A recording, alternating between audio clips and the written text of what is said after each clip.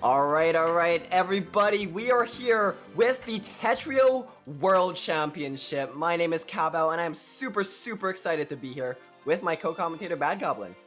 Hey, great to see all of you. We are super excited to be bringing you some excellent Tetria World Championship content here. We are out here with Group F, and we've got some banger matches to bring you today.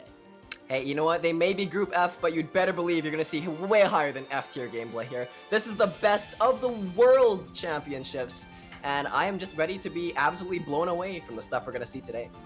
Absolutely. We are sure to be paying our respects indeed to these players. Looking at this group, already right off the bat, you will see some familiar faces. You've got people like QL in this group. We've got Cheese Whiz in this group. There is just banger after banger. And I mean, I feel like Vince HD needs no introduction. You know, he's there in case you were wondering.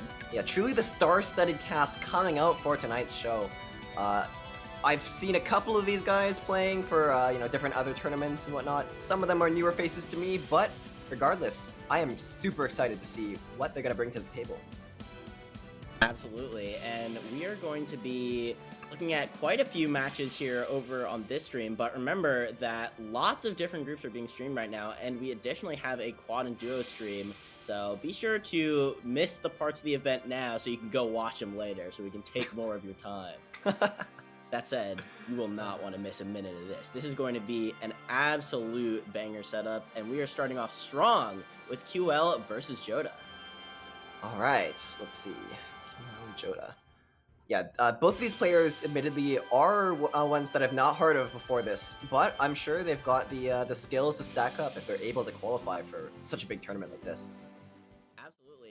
I've seen a little bit about these guys. I know that QL is actually a pretty damn good blitzer, and you know, I myself being a mediocre blitzer have a lot to learn, but I'm excited to see how that comes into play here. And QL is a very familiar face around the community, pretty active, and while I don't know quite as much about Joda, they are repping Argentina, which, you know, we love some South American representation here. That's what you love to see.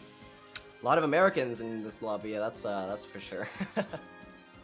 Yeah, absolutely, but I don't know. I feel like we might have a bit of an international clash on our hands. Also, by the way, little clarification, it is pronounced Hota. Hota. Even better. All right. Well, we'll be sure to be keeping that in mind as we go. And we will have our warm-up actually very soon. Yeah, time for me to do my warm-up. Just do that, you know, the vocal exercise, you know. Absolutely. Getting into the game. Oh my gosh. Honestly, I just can't describe how excited I am to just be in this kind of... It's just crazy to me. It's crazy to me. Tetrio World Championship. Yeah, the fact that an event like this can even exist is absolutely wild, and huge props to everyone behind it. This is obviously a very multi-org event, and there is such an amazing team of people who you will never even see appear. We may be talking to you, but you better believe that we are on the end of this Christmas tree of gifts that you're receiving right now. There have been quite a lot of people who have put together these amazing graphics, these awesome alternate settings for our tournament that we've got courtesy of Osk. You may see some specialized graphics here in game, and these are not done in post. We had some very appreciated help, and yeah, with that we are probably going to be getting into it in just a minute. All right. I guess before we start, a bit of background on all of this. It's crazy because the players had to actually go through multi-stage qualifications with a whole bunch of big tournaments in order to even play. It's not like anyone can just play in Tetrio World Championship. You actually have to qualify for this one. So that's a big thing that makes this one different from other things you folks might have seen. Absolutely. Now, there is no player here who didn't have some absolutely amazing tournament showings even leading up to this event. Now, on Hoda's side, we have things like doing very well in quite a few stratospheres. We have clearly got a hummingbird nest fan in the flesh here. And meanwhile, of course, but we've got some banger major placements from QL as well. We've got actually elevate 8th, and got 11th in a very stacked Tetr Cup of Tetr Cup 16. Oh my gosh, wait. While we were talking, it seems like the warm-up has concluded, and I will note, I've never seen this before. This is crazy. These are custom designed graphics from OSC themselves for the Tetr World Championship. I'm not just shocked from the gameplay, I'm shocked from like the visuals on the screen. This is, my mind's going crazy. I don't even know what to focus on. This is crazy. Oh my god. It's absolutely wild. And speaking of wild, that was a wild warm-up over almost instantly. And if we have like games like that for the rest of the set, this is going to be a very explosive match. Now, a reminder that while this may be pools, that does not mean that you can afford to drop sets here. You need to make it to this final event, and you've got to get through a lot of very, very strong players to even make it to the finals at all. So you're going to have to fight your way out, and both of these players will have to play to even get out of their pool 1, 2, 3, 4 separate matches. So that's, you know, that's if you sweep. So, you know, you've got to be on your A game. Yeah, it might be pools, but the players are definitely not going to be swimming through the bracket easily. That's for sure. Absolutely, sharks in the water indeed, with players like Vince lurking just a game away. Not to mention the fact that every single player here has the chops to just straight up win a major, so you know that they have the chops to take pretty much anyone else down. We'll have to see if we have some crazy upsets, if we have some regular stomps, and who ends up making it out of Group F. I, for myself, can't wait to see, and we are getting into the first game of the evening. QL4707 versus Hota. Here we go. Alright, here we go. Both players starting out with a strong TKI here. Oh, QL with a bit of an unfortunate misdrop, but able to fix it in X-Rank fashion. Unfortunately, QL making a quick misdrop with that eyepiece is going to cost them the first game. Might be some tournament nerves to shake off here. First game of the main event is nothing to sneeze at, and you've got to be keeping your nerves in check if you want to be having a handle on how you're playing so far. Absolutely. Speaking of those nerves, though, it seems like Hota's a little bit struggling for the start, but able to fix up the board pretty efficiently. Yeah, and QL over here getting pushed all the way to the top of that counter spike from Hota, and that's going to be up a quick 2-0. But unlike some tournaments you may have seen prior, it is first to 11 off the bat, and not only that, it is win by 2. So you have plenty of time to adapt to your opponents, to make progress throughout the set, and adjust how you're playing so that you can make better decisions in future games and future matches. Absolutely, spot on, Bad Goblin. But back to the match here, it seems like Hota's being pushed up to the top of the board, but a nice down stack combo is going to keep them in the game for now. Yeah, back to QL's side, they're trying to go for a little bit of a T-spin setup, thinking hard, but able to find something pretty nice, 12 down stack. Yeah, absolutely, and there we go, another 12, and now Hota manages to clear out all of this cheese, and it's QL who's got a line on his board. Not going to be too troubled by it, though, and converts into a nice 4-5 stack, and actually had a nice donation to sort of deal with that T misdrop pretty effectively, and converts that TST into a TSD when receiving that garbage. This is some expert decision-making already to preserve this back-to-back. Yeah, I mean, in these kind of games, you're going to see huge decisions, and it might not be big to the people watching, but for sure, if you're really thinking about it, these players have a lot to worry about right now. Absolutely. Things to worry about, though. Hota pushed up to the top without back-to-back, needs some kind of canceling power against QL's back-to-back 14. Manages to break it, though, sending enough cheese over, and that highlights an important decision that you've got to be thinking about. This is not just an APM race. You've got to know when you can send cheese and when you can send clean in order to effectively not only send attack, but stop your opponent from doing the same. And QL and Hota both have been demonstrating an excellent knowledge and game sense so far, which is why we are locked into a minute and a half of just game 3. Oh, while you say that, though, Hota being pushed up to the top, QL looking to find the punish, and they do find it. 4707 going for a first point in their game here. Absolutely, and I know that we can be jaded nowadays, but a minute and a half of just straight up 170 APM is pretty wild. And that is just the start of the action. That's the bare minimum we're going to be seeing tonight. So stay tuned and stay at the end point of your seat without moving away from that dial. I know you were going for there. You avoided it very smoothly. Just like how Hoda's avoiding this garbage with a nice little cancel here, trying to downstack against this huge attack from QL.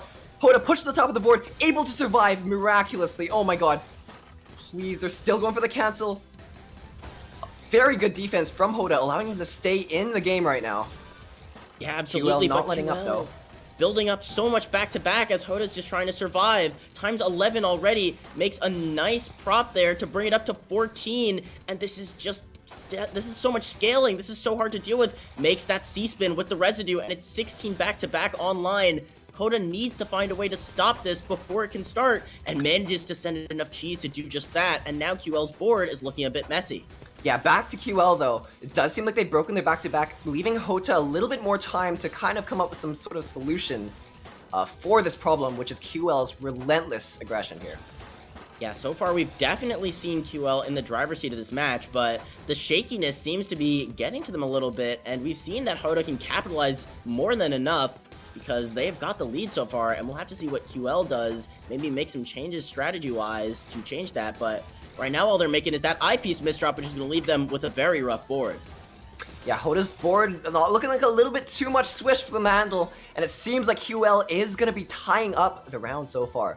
As a reminder, it is first to 11, not the first to 7s or 5s that you folks might be used to, so there's a lot more Tetris, or Tetrio, for us to get through here. Absolutely, and speaking of, we are going to see some more quads coming out from QL side off the bat with that great conversion out of the opener phase. 7 back-to-back already. This is becoming a pattern from what we've seen. The STSD comes through, 9 back-to-back, unfortunately forced to break it after a rough S misdrop, but going to be left with lots of clean garbage. If only they can get to it in time. Hoda trying not to let that happen, but manages to open up the well and send over an 11 counter spike in the process. Yeah, Hoda is definitely turning into the one that has the upper hand here, looking for the offense, although QL not looking to get left behind with some back-to-back of their own. They're slowly building up. Yeah, and now slowly going down as well. QL makes it through all of that garbage, but just as quickly, Hoda sends a counter spike, but that's going to be a big multiplier into the TSD coming out from QL. Hoda, though, has the combo online, and we are seeing somewhat of a cheesy board state on QL side. Meanwhile, Hoda has a great opportunity to just send and send and send. This LST-like shape is going to be super clutch and starting to build back-to-back. 17 spike, but QL has such good garbage. Yeah, Hoda really needs a punish here, but QL seems to be in a safe position now. Both players looking to just kind of build up back-to-back yet again and find out where that killing spike is going to be. Absolutely. Every moment matters, and you've always got to have your eyes not just on your board, but your opponent's, because at any point, if they make a mistake, you've got to capitalize, because you may not get the chance again. And Hoda's looking to do just that with 12 back-to-back to punish that misdrop on QL's side. Yeah, you know, Hoda's really showing us that even though QL seems to be the more aggressive player, they can absolutely put on the pain if QL's board state is not optimal. And that's what you've got to be able to do as a defensive player. You've got to know when you flip that switch, when you switch it up to offense at a moment's notice. And speaking of offense at a moment's notice, what is this pressure coming out from QL? 200 APM, and even someone as defensively impressive as Hoda is not going to be able to survive that kind of pressure. Yeah, honestly, I think Hoda's getting used to the QL offensive here, trying to find some sort of way to keep themselves alive and wait for that opportunity that they really need to hit that big spike. Speaking of big spikes, now QL sending for a lot of lines to Hoda here. Hoda trying to find the down stack with no back-to-back in sight. QL is going to be taking the lead in this match. Yeah, it's the first time we've seen QL have a lead. This will definitely be helping out the confidence, and so far we've seen Hoda doing a lot of punishing those shaky misdrops from QL, and we're already seeing that those misdrops are nowhere in sight during this round, as we saw that DPC loop coming out, but Hoda does an expert job of waiting and timing those sends in order to survive it. That said, you've got to keep the survival going, though, as QL had quite a bit of back-to-back. Makes that line misdrop, Hoda's though. 15 spike is tying up the game, sending over a message and lines to QL's board saying, I am not out of this match yet. Absolutely not. Ties it up 4-4, and now we have a TKI from both players. Ooh, QL waits and accepts. That is a decision I absolutely love to see. A little bit of plonk action there, and QL is going to be left in such a good position, and Hoda just does not have the time to get out and down. Wow. Yeah, I think Hoda's misdrops kind of just stacked up on them there, and QL was able to notice that and take action. Absolutely, but speaking of stacking up here, we have got some opener gaming beginning to stack up against Hoda's LST, and here we go, the DPC is coming out. They do have the solve, back into another loop, has the solve again, and this is a good second. Hoda needs to find a way out and fast. Oh my god, these PCs are relentless from QL. First SCPC into DPC into PCO is just back to back to back. We'll see if QL brings out the PCs yet again or decides to play it safer. It seems like they are going for it. Stick spin from QL. Hoda does have the open well, but just barely in time. Yeah, QL going to have some great garbage to convert on off of that opener despite the lack of PC, and now going to again be building up this back-to-back. Some rough misdrops though, and that's going to give Hoda a chance to escape if they can find the down stack. Manages to with that TSS and the combo, opening up the well with a little bit of a skim and a combo. And now it is an even game. Neither player really has a big advantage. QL also forced to break back-to-back there. And Hoda waits to cancel off some of this clean, wants to use what they have, and understands that QL is maybe a bit lacking in resources at the moment. Yeah, not only lacking in resources, sure, we're going to get into rounds that are way longer than these players are used to, due to the first 11 format. So we'll have to see how that shakes up in later rounds. Absolutely. We're trying to downstack, keep a clean board. Keeping clean is definitely really important in these high-level games because you need to have that canceling power and access to well, or else you're going to be completely smoked by the offense here. Speaking of the offense, though, Hoda putting on set offense. Oh, that was an insane skim by QL. Broke the fractal with a misdrop and did a 180 J-fix into it to skim out and be left with still the fractal. Oh my god, the mid-game into PC the from mid-game QL. PC. But Hoda is still able to keep themselves alive with a masterful downstack. Staying in the game for now, but QL is putting on the pressure that we've seen them do so much this game, and that is going to take them the round. Incredible round by both players. The offense of QL up against the defense of Hoda. The unstoppable force and the immovable object locked in, but eventually QL does break through. And now we are into another game with this LST battle, and this is going to be introducing a lot of back-to-back, a lot of clean, and that is going to be some great garbage for QL to capitalize with, taking the spike right off the bat to seal out that round a lot faster than the previous. Yeah, I will say QL's board state in there was just magnificent. The back-to-back was really easy for them there. Oh, the PCs, though, coming out. Was looking for the second one, not going to be able to find it, and that's going to give Hoda so much clean garbage to just send right back over. This is the danger of PCs. If you're not able to capitalize soon enough, you may never get the chance again. QL, though, making some chances for himself very well with that back-to-back chain and with that combo out. Hoda's sitting on a lot of clean garbage, but does have some cheese underneath to work with as well. Yeah, very nice 14 spike from Hoda over to QL. Isn't going to affect them too much, but surely they will find some kind of way to capitalize off of their clean here. Yeah, we're seeing QL again trying to start this back-to-back chain, trying to get it going. Has a nice fix on that misdrop with the 180L, but unfortunately going to have to break back-to-back nonetheless, as Hoda's defense just puts this cheese and cheese and cheese on QL's board, and there's only so much cheese that one man can handle, and you can see that QL is being sort of stymied right now, sort of impeded in this offensive goal by Hoda's defense, as this cheese is not only just putting lines on the board, but also making it so QL has to do some awkward skims, kind of slowing down and not really able to build up a back-to-back chain that's netted him rounds early. Absolutely, and as we see here, all this cheese from Hoda's board is being sent over to QL, but QL's offense is able to cancel it out and send even more back to Hoda, who's now pushed to the top of their board. Hoda trying to downstack here, looking for a nice little combo, and QL is the one with cheese. Seems to be melting through it pretty efficiently though, and both players at an even state yet again. Yeah, Hoda was definitely up, but not out there, as they were able to open up the well with a nice combo, and now it's Hoda with a little bit of back-to-back. Neither player going to be able to hold on to it, but QL again trying to get something started with this fractal, has 3 back-to-back. Hoda's left with such a great board state though, and not really a way for QL to find something to finish it off. You need a big spike here. Just having APM is not going to be enough, and QL just cannot find this opening. Looking and looking and looking, but Hoda's defense is looking like an impenetrable wall, and that wall may be toppling though, as QL gets a 20 spike, sending a massive amount of damage, and that's going to top Hoda out. 9-4. Yeah, Hoda was going really hard on the downstack there, but I think that QL's back-to-back was simply too high. As we know, the back-to-back multiplier in Tetr does exponentially scale the higher it is. So that is why QL is able to take these huge rounds off of Hoda with their offense. Absolutely, Speaking of offense, though, the DPC huge, into the misdrop. Yeah, very unfortunate from QL. Not gonna kill, but they're not in a bad state either. Able to send lines off a fairly clean board to Hoda, who's trying to cancel here. Absolutely, but you know that's got to be bad for the mental. You could have closed that out almost immediately. Hoda was in a bad spot, still manages to snag the round though, and this is match point for QL. Yeah, I will say thank you so much to the raid from Monica Ray, my good friend, the Neko Arc streamer. Hopefully your stream went well, but yes, back to the game here. Perfect clear from QL, sending over to Hoda, who's able to cancel almost all of it. Right, okay, QL, huge 20 with 25 spike to Hoda, and Hoda's able to live somehow. Okay, commentator's curse. That's my bad. Oh no. QL's offense seems to be the decisive factor in taking this game. Huge win for them. Very valiant defensive effort from Hoda, but it seems like QL is going to be the better player for this one. Absolutely, and just taking a look at our stats for a moment here, we can see how the defense of Hoda allowed them to hold on for so long, but again, the difference in line sent is just showing itself in full force here, as QL was just eventually able to power through with sheer brute force, but we'll have to see if that's able to hold up not just throughout the match, but throughout the tournament, as playing one first to 11 plus 2 is already pretty long.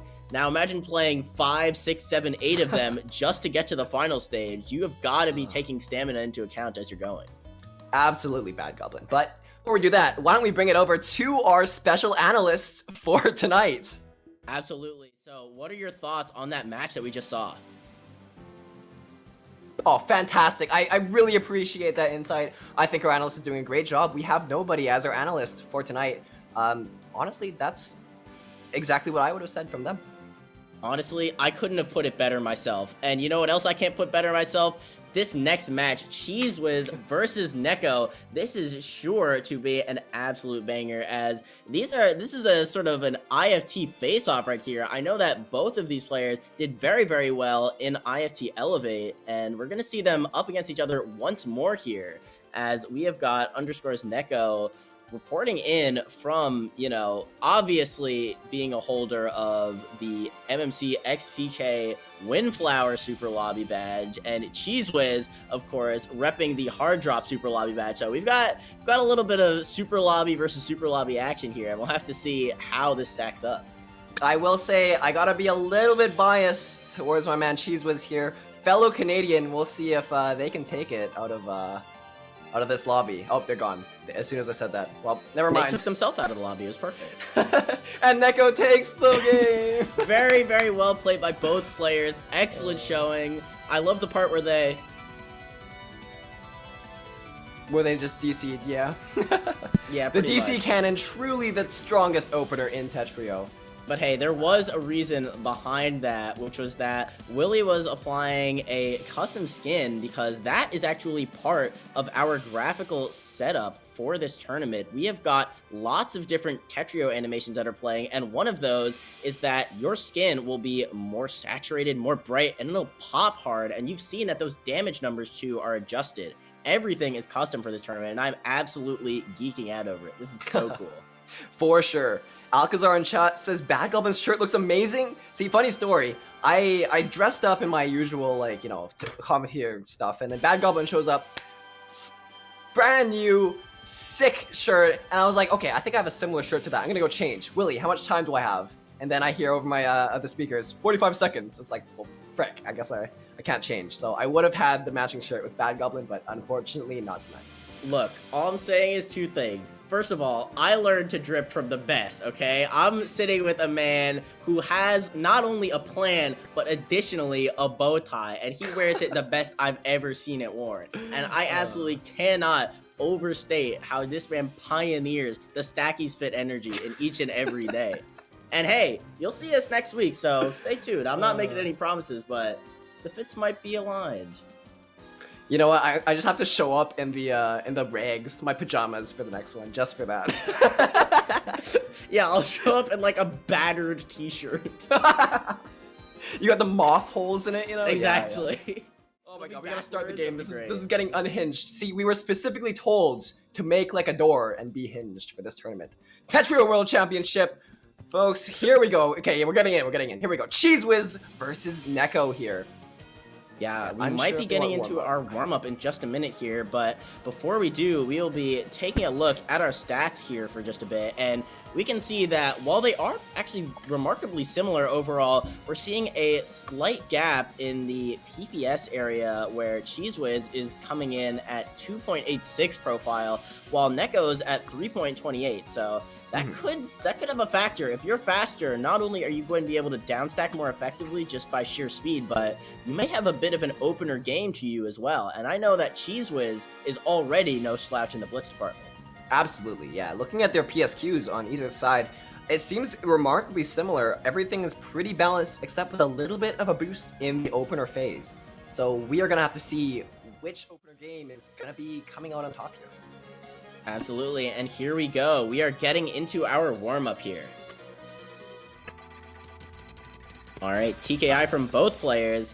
We've got a flat top coming out from Cheese. Going into this LST, Neko converts into some 5-4 stacking and manages to open up the well there. Cheese was, though, making some rough misdrops. A bit of the homemade lasagna coming out as we speak. Manages to find a nice down stack, though, and that is going to leave him with quite the board to work with. Neko, though, gets that STSD, big spike being sent over, and has that counting to 5 right on top of it. That is going to leave Cheese was very, as the name would imply, cheesed up, and going to find a nice way to open the well, which was pretty necessary after that spike. Yeah, speaking about opening well, I gotta open up about something. I'm not in this spectating thing. I don't know why, actually. I'm going to leave temporarily, and I'm gonna come back. My bad. I don't know why it didn't put me in. Hey, well, but speaking looking of at stream, comeback, it's going crazy. It's popping off over here. yeah, Neko has made quite the comeback since the beginning of this match when Cheese was had that awesome down stack. And oh my god, the greed is ridiculous. What am I seeing? Okay, Neko, unfortunately, not going to be able to get away with the donated TST with the cut TSD on top over the TSD well. But, you know, if there's ever a time to absolutely wow the crowd, I mean, you know it's got to be the warm-up. It's the safest way to do it. But yeah, if we just hold on just a moment, I don't know why my Tetrio is acting up right now. I'm just stuck in the leaving room for some reason. Here, I'm going to... Okay, I'm going to Alt F4 Tetrio, and then I will reopen. I apologize for the delay, stream. In the meantime, looking at our chat here, Star asks, is this a whole nother version of the game? It looks sick. So yeah, these are actually some custom graphical edits made by Osk, and you may see for just a little bit as the game transitions that we've got some special match beginning and ending screens as well, and all of that is being done from within Tetrio. So this is very, very cool and was all made custom for the Tetrio World Championship. So that's what you absolutely love to see. Huge shout outs to Osk, not only for Tetrio as a whole, but for these specific changes. Absolutely, I'm a big fan. Do you mind sending me the invite real quick? Sorry, bad. Thank you. Okay. I really hope that it puts me into the spectating thing, because it just left me on the main screen. So that could be a little bit of an issue if not. Okay, Alright, worst case, we will use the Discord in the background if it doesn't work. But otherwise, let's go for it. Alright. Apologies for the delay. There we go. Okay, right. We're in. We are and here we live. Go. The main Neko versus set. Cheese Whiz.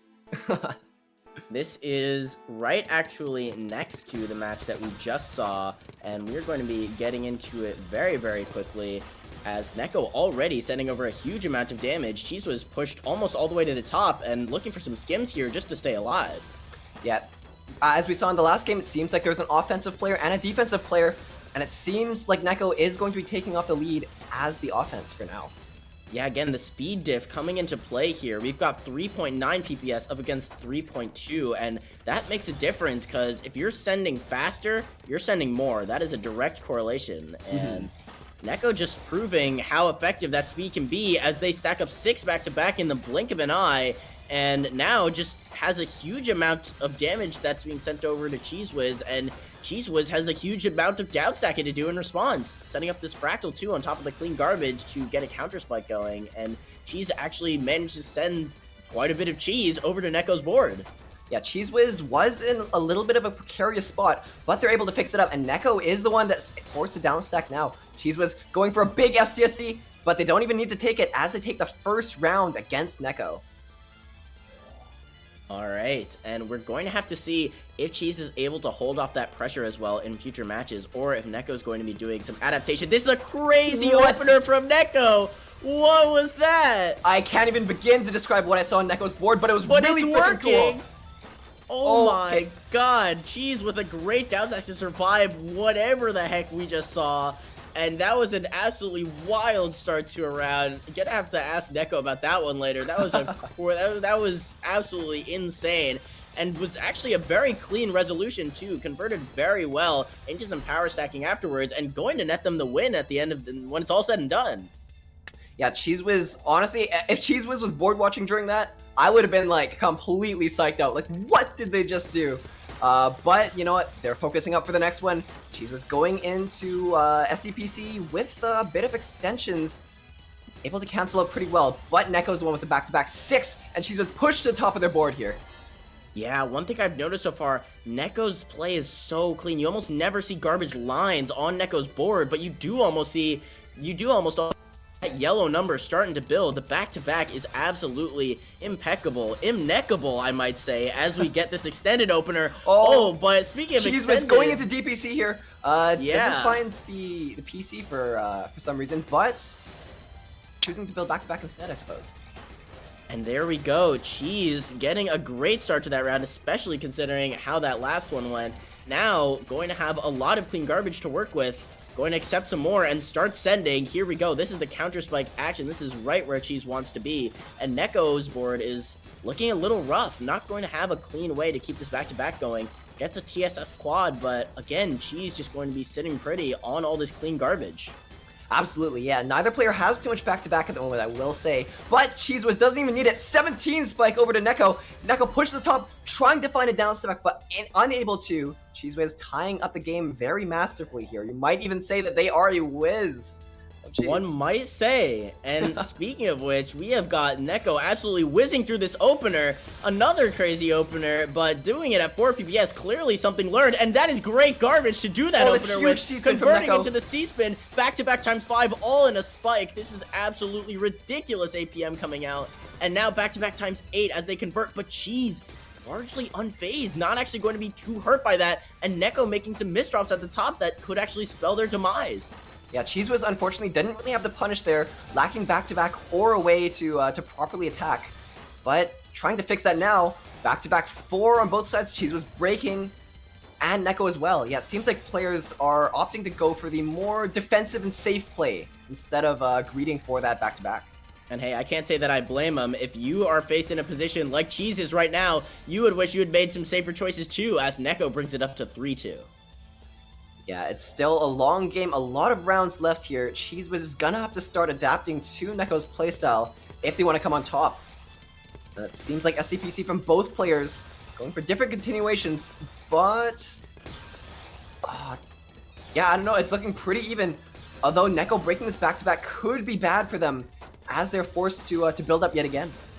Yeah, but build it up they do, and we're already back to ×6, ×7 right as I say that, and Cheese has no back-to-back to be found, does have a lot of clean garbage though, and they are going to manage to get that quad just in time to stay in this match. And now get a nice combo off, but just as they get that combo to start, their life might be at an end if Neko keeps his pressure up. Not going to be able to though. Cheese's down stack going to put an end to that back-to-back chain right as it begins, and now Neko is the one who's on the back foot. Yeah, as you say that though, Neko's huge 17 spike to Cheese Whiz, but Cheese Whiz cancelled somehow. Oh my god. Yeah, Cheese Whiz determined not to lose this round, sending back a 10 spike and a 6 spike in response. Back-to-back 5 is gonna mean that Cheese Whiz ties up the game here. Yeah, the effort that Cheese had to go through to get that kill was insane. Neko almost lived to the very end, and Cheese just held strong and managed to endure all of the insane amounts of pressure. Finally pull out a counter spike to take the win, and Cheese might be looking to do just that once more as they've got a lot of clean garbage, and Neko is looking very cheesed up. This is exactly where Cheese wants you, as the name might imply, and now Neko is going to have to do some down stacking of their own. Yeah, Neko has a lot of clean garbage to work with though. Big spike from Cheese Whiz means that they're not able to take any kind of big attack and use all of it for canceling, unfortunately. Neko does have a way out though, it seems. Cheese Whiz breaking back-to-back in order to fix up their board. Not a bad play, although Neko does have some cheese to work with. Yeah, and now Neko's trying to get out and manages to do so and has a lot of clean garbage to boot. Cheese, though, at the very bottom of the board, not going to be too troubled by any spikes Neko sending over, but Spike Neko is, as we get some back-to-back once again starting to build. This is a very clean stack from Neko, and now we are getting Cheese in a very rough spot. Unfortunately, not going to be able to recover. Yeah, Cheese got a little bit too cheesed up there. I mean, both players are really focusing hard on keeping a clean board, but if the cheese is too much, there's really nothing you can do if you're not able to find that down stack solution that you need. Alright, and here we go. Now we've got Cheese Whiz actually was on the back-to-back there, but going to cancel out of it and opt for just some clean down stacking. And Neko has some misdrops to work through over on their side, manages to do so and get a multiplier quad out of it, but will it be enough to deter Cheese? It might be, as Cheese, dealing with some misdrops of his own, not going to be in the best stack to defend, but manages to find a combo at the crucial moment to stay in this round. I think if Cheese was one piece away from that one that he needed, he probably would have been dead. Still managing to hold on just a little bit more. Neko trying to find a punish, but unable to, as Cheese stays in the game for now, but Neko's offense is building up slowly. Alright, and here we go. Neko has a great stack, and at the bottom of the board, that is exactly what you want to see, and Cheese not going to be able to stop that back-to-back train from getting rolling. That is going to be 5-3. Neko just barely starting to pull away, but if Cheese can keep it even, we may see that deuce and that +2 on the first two come into play. Absolutely, yeah. PCO from both players, but Neko finding the delayed PC into DPC a little bit too late to get that DPC off, but doesn't matter because they're able to find enough lines to top out Cheese Whiz. They can get 6-3. Yeah, may actually have had that PCO PC, not quite sure, but still managed to get enough out of the opener to make it work. And speaking of opener, again, we've got this, like, ISO TSD opener coming out from Neko, but that's STSD a really bad misdrop. Oh, no. Manages to save it, though, and just left with so much clean on the counter spike. Cheese, though, with some back-to-back of his own, make a bit of a greedy decision, thought better of it, and decided to just cancel out. And now Neko has room to absolutely get going here. Opens up the well, gets that TSD quad, and Cheese is just being pushed up, not really able to find a way back into that round. Yeah, Neko's momentum is beginning to carry on along the rounds. Cheese was needing to find some kind of way to either fix up their board better or send faster than Neko. Neko doing their classic thing, unfortunately misdropping, but finding a fancy solution out of it. I really like that one. Yeah, almost had multiplier too. That was actually wild. And Neko going to have a very clean dono over the well there to maintain just a little bit of back-to-back. Cheese was, though, accepting that clean garbage in stride, pun intended, as Cheese is just absolutely going through this garbage. Opens up the well one more time, gets a nice TSD donation and the quad to boot. Neko, though, has this eyepiece tower over the garbage well, and that's not going to bode well for the future, sitting on a very rough stack at the moment, and Cheese would have to capitalize now. And capitalize he does, but not soon enough, and now Neko is back in it. Yeah, I will say Cheese Whiz's board was a little bit messy at the bottom, but they decided to build on top of it instead and forgo the cheese in order to send more attack, but unfortunately wasn't quite enough to top out Neko. Back to a fairly even board state between both players. Cheese was trying to build up against Neko's huge fractal into a 26 spike. Cheese was able to cancel it very masterfully, though, keeping himself alive and in the game for now. Yeah, and now Cheese Whiz is again just forced into a corner. We see time and time again, if Neko is given the space, given the time to stack up, then Neko can absolutely decimate, but Cheese Whiz is going to see that misdrop and not give them any time at all. It is truly the smallest decisions and the singlest things that you notice on the opponent's board that can really influence a player's decision on when to attack, when to downstack, when to cancel, etc. There's a lot of stuff that I can't even begin to comprehend that's going through these players' heads right now. But what's going through the players' boards is Cheese was back-to-back 7, 8, 9 onto Neko's board. Neko able to cancel, trying their best to find the survival, and find that they do. But Cheese was back-to-back 12 is enough to take another round for them here. That LSC was formulaic in the best sense of the word. 220 APM of non-stop pressure is going to be more than enough to stop pretty much anyone, and that is Neko included for that round. Can they do it again, though? Maybe not, as the back-to-back has already been broken, and Neko is sitting pretty on so much clean garbage now. If only they can access it. starting to build up some back-to-back, but unfortunately forced to break it before they can open up that well. Makes a nice forecast with that J-Skim, but not going to do any huge damage to Cheese at the moment. Yeah, Cheese was very nice cancel here.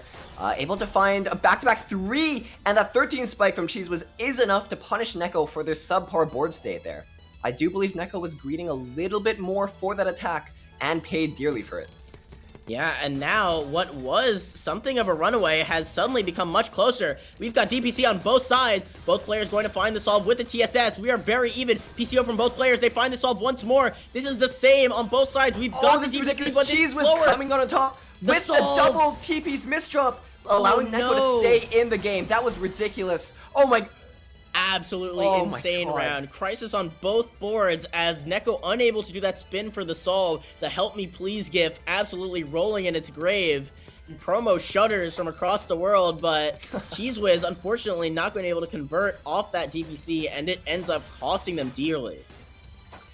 Yeah, it seems like Neko's got a little bit of misdrops they have to fix on their board, but they are a very creative player, able to find some pretty decent ways out of it. Cheese was not quite in a position to punish just yet, but this big open well could mean that Cheese has some sauce to send over.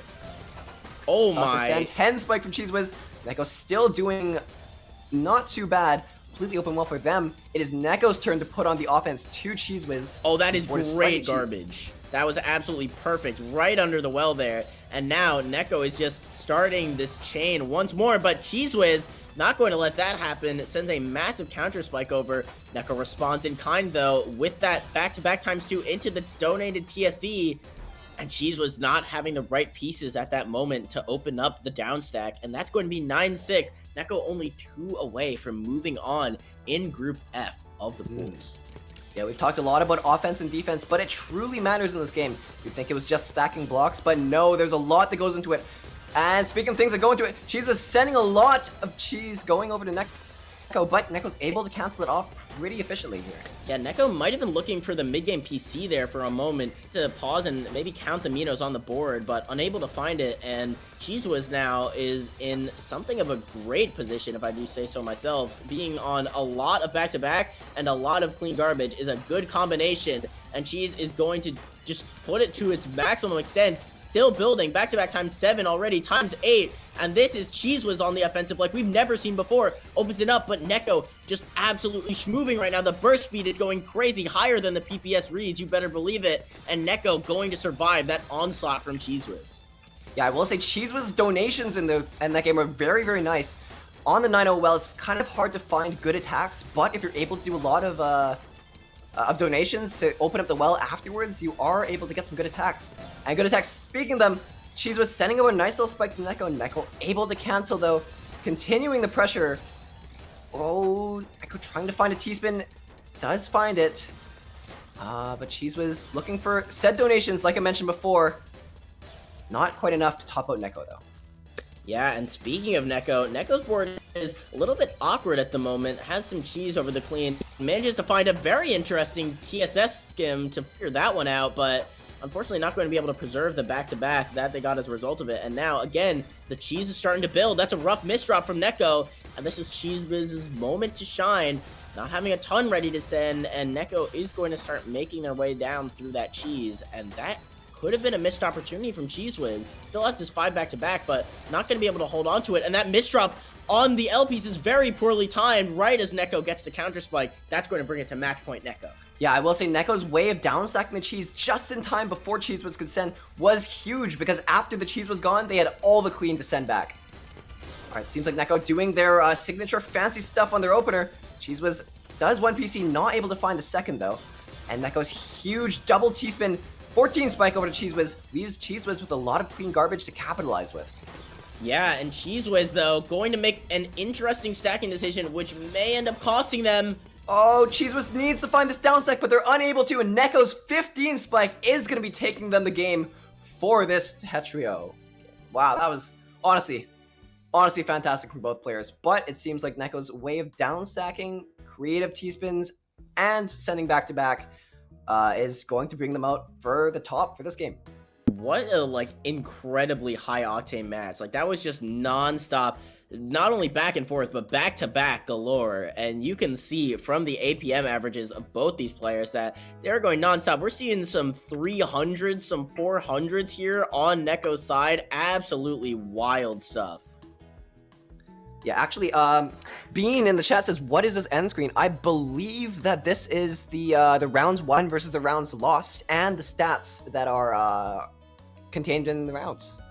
Very interesting. This is more new very, graphics. very good breakdown, courtesy of the one and only Osk, and we have got a full recap. This is similar to what you'd see in Tetr Channel, only restructured. So you can see that there has been some absolutely insane stats so far. We've got some 4 PPS rounds. We've got some 220 APM rounds. Some just absolutely... Well, I'm not even gonna mention the VS scores because that's just assumed to be ridiculous at this point.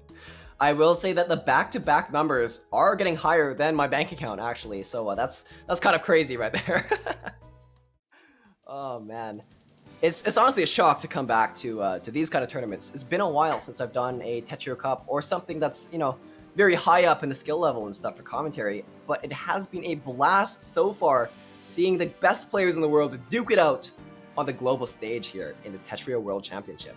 Absolutely. And hey, if you want to support the Tetria World Championships, you can do that by donating to the prize pool. And not only that, but you might get some cool merch out of it too. I've heard that there is some shirts. There might be some nifty apparel, and take it from, I'd say, the most dripped out duo on comms for the night. You're going to want to pick that up. I think there was keychains as well, and there may or may not be a poster. Don't quote me on that. But I know there was a keychain, which is pretty cool. But yeah, honestly, it's just a lot of stuff goes into these tournaments, and prize pools are really important, not just for the players, but for the rest of the community too, because it really shows that, you know, people are supporting it, people are interested in watching and all that. But regardless, thank you to everyone who has come out tonight to watch this huge match here on Team TSD. All these players are working off their hardest to bring just only the best gameplay for all you out there. Absolutely. And speaking of, we are going to get our next match being, I believe, Westel up against... Ooh, actually, I'm looking at this bracket, and I'm seeing that we might have a Vince HD set coming up pretty soon. Ooh. Because I believe that our winners round 3 is going to be determined by the winner of Vince and QL, so that may be what we're getting into. I gotta take a breather after that one. I don't know about you, man. I'm locked in right now. I'm in the zone. You're locked in? You're dialed in? You're ready to commentate? Oh, we love to see it. Absolutely. Yeah. There is no better place to be for the night, and I am so glad that I get a chance to just be a part of this community and be a part of this event, because this is absolutely insane. And you know, I couldn't have done it without you, and of course I couldn't have done it without our analyst. Oh, our analyst. So wait, speaking of the analyst here, what do you think of that last game there? What are your thoughts? I agree. Fantastic. Yeah. Absolutely insane insight. That was just, it's insane how they put into words what I can only visualize. I just think that's such an impressive ability, and honestly, the analyst is just the core of the comms at the end of the day. I'm really just impressed by the way that they brought in my favorite analyst. I will say they're just doing a fantastic job. You know, the players are world class, the commentators are world class, but the analysts, tears in my eyes from the way with words they have. You know, if their way with words were T-spin setups, they would be Neko. That's all I'm saying. Absolutely, honestly. Man. I'm honored to be in the presence of such an amazing commentator pair, you know? I'm so happy to be in the room with these two absolute gods of their craft at the moment. And, you know, I'm also happy to be in the presence of match pretty soon, as we've got QL loading into the room, and pretty soon I suspect that Vince will be following. The raid boss, the final end game challenge for whoever's able to fight their way up to Vince. But yeah, I don't know. I was actually doing notes on the players yesterday, and when I got to Vince HD, I typed in the notes, It's Vince. He's good at the game. What else do you need? It's Vince. He speaks for himself. You know, he's just... man. Yeah, and I mean, I just have to say, Vince qualified for the Tetrio World Championship playing 0 minors. What? Really? Just straight up didn't play in any minors and qualified anyway. Majors. Like, that's ridiculous. That is certainly a major victory for Vince HD, but we'll see if they're able to come out in clutch yet again for this match here. Vince joins. Yeah. And here we go. This is going to be Vince versus QL, and this is going to be a very different set for QL from what he played before, because previously you were up again. You were up against Hoda, and you were in the driver's seat. Now you know that Vince is not going to step on the brakes at any point in this match. Exactly. Speaking of brakes, we don't get one. We're going in. We don't need one. We don't need one. We're so ready for this. All right, here we go. Yeah, right. Looking at the chart, seems like Vince is ahead in almost every metric. If I'm not wrong, my eyes don't deceive me. Hey, but don't count QL out. We have seen upsets happen, and this could be no different. So I'm excited to see what this match plays out as, regardless of its outcome. Absolutely. Here we go. Getting into our warm-up here. This is QL4707 up against Vince HD. All right, seems like Vince going for a very safe play here. Don't know exactly what the opener was, but you know, it's enough for them. It's enough for them. Ooh, nice TSS. That was sort of similar to the TSS that you see in Extended, and actually resolved very cleanly and allowed Vince to take the win there. Very quick warm-up, and, you know, honestly, might be to the benefit of QL, because that was not going to get Vince very warm, and you probably want Vince just absolutely freezing for this match. Oh, absolutely. Right, but we'll see we some go. cool T-spins from Vince as soon as they get into the game here. It was only back-to-back 4, and it was able to top out QL. We'll see what happens when Vince pulls off their signature huge back-to-back. That you'll see them getting in quick play lobbies or big tournament majors. Absolutely, and not only that, we saw that the speed of Vince there was a little bit toned down from what we know it could be in that warm-up, sitting at a cool, for Vince, 3.5 PPS, so we'll have to see if that ends up getting much higher throughout the main set, but either way, we are about to find out. Here we go, getting into our main set. This is round 2 of the Group F pools. Vince HD and QL4707, and we are getting right into it as Vince makes a nice dono, accepts that clean, and then gets ready to make a huge counter spike with that TSS. Yeah, big 18 spike from Vince, sending a lot of clean to QL. QL going back, a 23 spike to Vince, but Vince has a very nice cancel ready for that attack. Building up again on Vince's side here. Big 16 spike to QL. QL cheesed up, able to cancel a little bit, but still trying to downstack and fix their board right here. I'm just noticing off the bat, it started out that QL was going over 4 PPS and Vince was going like 3.2, and as it's progressed, Vince has just slowly been getting faster and faster, and QL has slowly been getting slower and slower. So I might be understanding this Vince play now, where you've got the sort of slow burn strat, which slowly starts to build, and build they do, building up a huge spike in that instance, enough to top out QL from almost the bottom of the board, bring it to 1-0. 26 spike will do that to you. Okay, PCs from both players. QL, a very unfortunate misdrop. Vince looking for the PC, unable to find it though, which is going to bring it to a fairly even board state between the two players. A big donation, or sorry, prophecy from Vince HD into a 10 spike. QL able to cancel, but Vince HD's back-to-back is slowly building, creeping up on QL as QL pushed to the top of their board, unable to defend from that attack right there.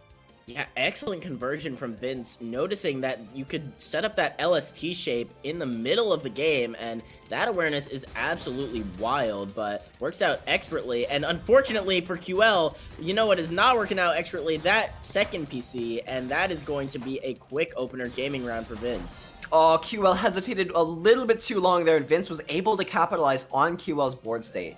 It's very important for players when they're pushed to the top to either find a way down or a way to cancel or some kind of combo. You need to do anything in order to get yourself out of that position. Oh, that's a big PC. Not going to find a third though, and that's going to be great for QL. sitting on that S prop with the back-to-back starting to build, thought about the Kaidan, opted for a much safer decision, which was definitely to their credit, as we can already see Vince not going to be too phased by that spike. In fact, converting it into a very clean board state, and at the moment, Vince is looking ready to get on the offensive. Oh, very nice T-spins here from Vince HD. 12 spike over to QL, but Vince pushed the top of the board, and the misdrop is going to mean that QL has the way to punish, and they take it. Yeah, Vince got a little greedy there. Unfortunately, opted for a spin that was going to take a little longer than QL afforded them, and that just goes to show, even if you are Vince HD, you've always got to be careful, because there is no telling what you could be sent at any moment, and even if your eye is on their board, that may not mean that you can stop what you see, so you've got to be ready. Absolutely. Speaking of being ready, it seems like QL really needs to be ready for that Vince spike, but back-to-back 11 from Vince HD means that their attacks are going to be sending absolutely massive lines over to QL, and QL was unable to downstack out of that. Okay, from both players, Vince HD with a misdrop. We'll have to see how they fix it up here. But not going to be too impactful. Converts it into the STSD. Opts for the STSD into a TSS to preserve back-to-back. This decision-making is wild. Oh, that's beautiful. Right into the C-spin from Vince HD. QL trying to find more attack. Back-to-back 11 from QL. Vince is pushed onto the defensive here.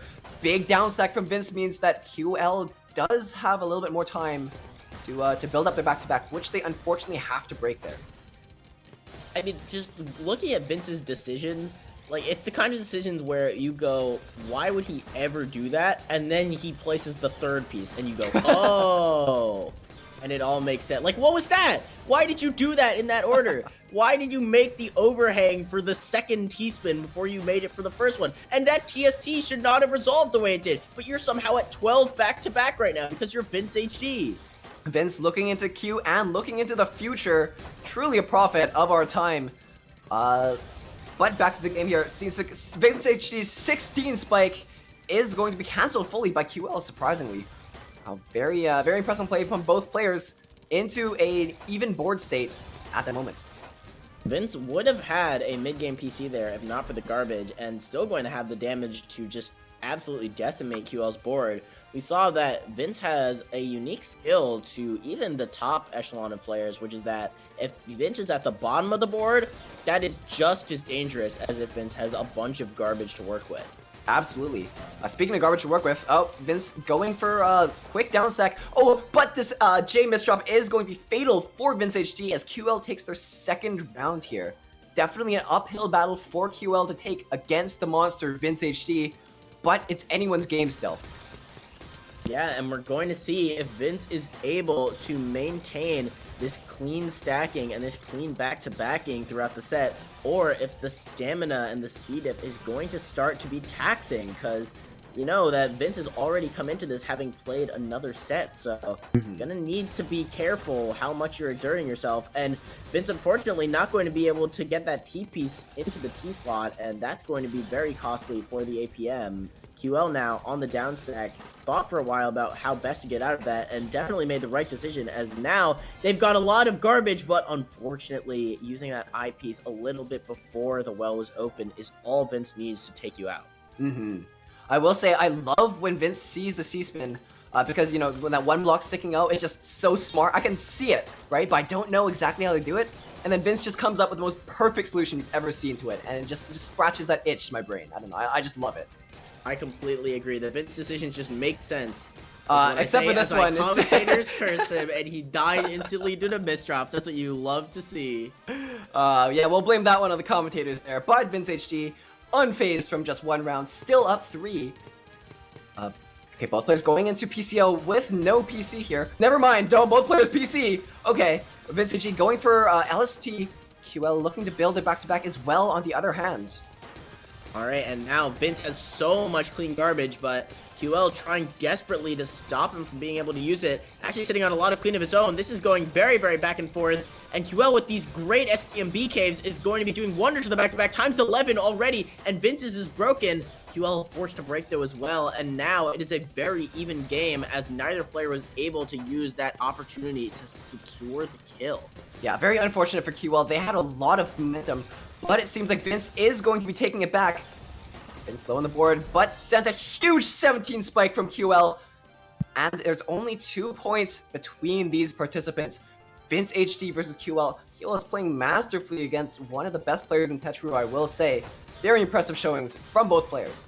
Absolutely, and this set is far from over. QL looking to make that just the case as they get a nice TSS to build up a bit of back-to-back, accepts a lot of clean garbage, and now they've got a great opportunity to send over to Vince. But speaking of Vince, Vince has got a great opportunity to capitalize on this clean garbage if he can get to it, and get to it he does.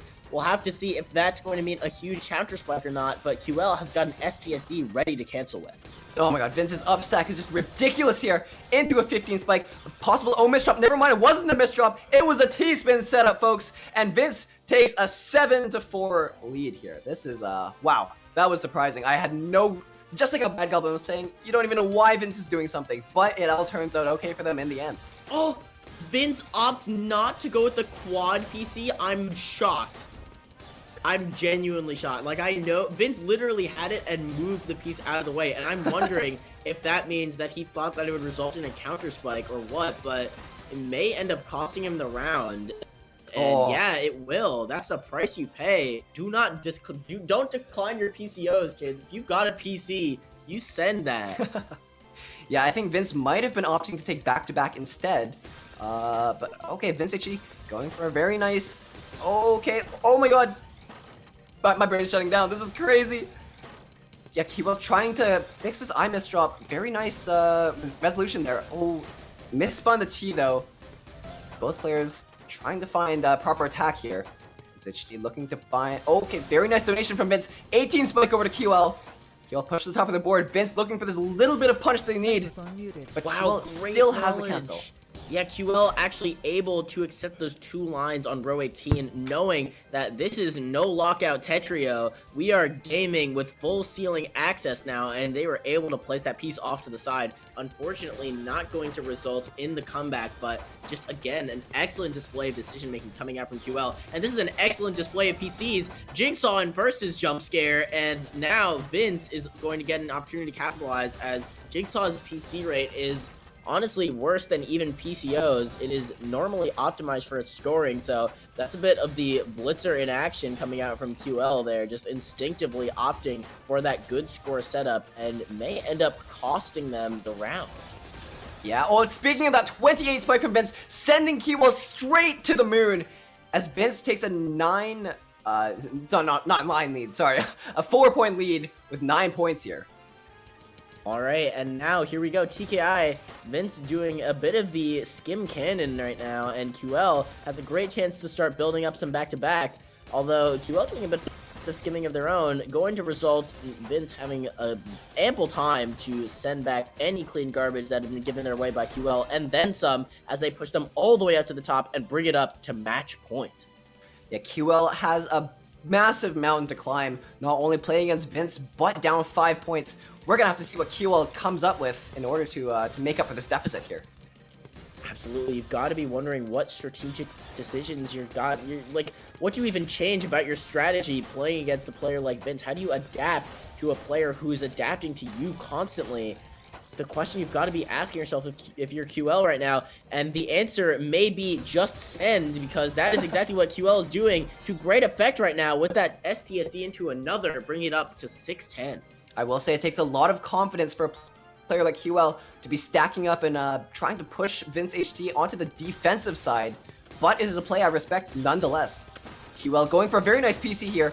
Vince able to cancel almost all of it though, with the 17 spike of their own. QL, a lot of misdrops on their board, fighting hard to bring up the board state here. Vince putting on the pressure, noticing their opponent is in danger, but QL seems to be making their way out from here. Yeah, just as you say that, QL receiving just as much garbage as they had before, still finding a solve just barely, but not going to on the follow-up spike. We can see that Vince started the set off 3.2, ended at 4.46. The escalation was real. It's just absolutely, Vince is a scaling, like Vince is playing a scaling game. The you fight, the harder Vince stomps you, and Vince absolutely ending that round in dominant fashion. That said, QL's performance was far from anything to sneeze at, doing absolutely phenomenal in terms of the APM, almost matching Vince's despite a significant PPS deficit, and that just speaks to the efficiency of these players. Absolutely true. I would go on more, but I'd be taking the job of our fantastic analyst behind the front desk here. So, yeah, we'll leave it to them for that one. Okay. No more analysts. The analyst is gone. There's no analyst, folks. There's no one. The Puzzle Kingdom took Ben. So, we're here. It's just me and Bad here, but we're doing our best. We're having a great time, and speaking of having a great time, Vince is having a great time right now in Winners Finals of this upper bracket. That is exactly where you want to be sitting pretty, but we are going to be seeing another match to determine who that's going to be up against, and that is going to be the one and only Westel against Neko, the dominant player over Cheesewiz earlier. I believe it is the first time we've seen Westel in the Tetr World Championship. Westel is a player with a very popular, their opener that's just popular, the Dot Cannon, which, to I understand, is a C-spin kind of, one of those C-spin variations. Not Gamu, not Mistu. Self-proclaimed Dot Cannon fanatic in the profile banner. That's what you absolutely love to see. And not only that, Westel has a misleading blitz. Westel's blitz is 1.34 million, and that is an understatement of how fast he can go at bursting out DPT, which is a terrifying sentence to say out loud. Yeah, no, it's this is definitely the tournament that players are going to be pulling out all of the stops on anything they can pull out for offense, defense, canceling, back-to-back. So for sure, we are going to be seeing Westel unleash their most powerful attacks for this game here against Neko. Yeah, all right. And we've got our players locked and loaded. We are going to be getting the skins online, and Westel is going to be, honestly, pretty in his element fighting against a player like Neko, as Westel is very all about the APM and the constant sending. Having 200 on the profile speaks for itself. Just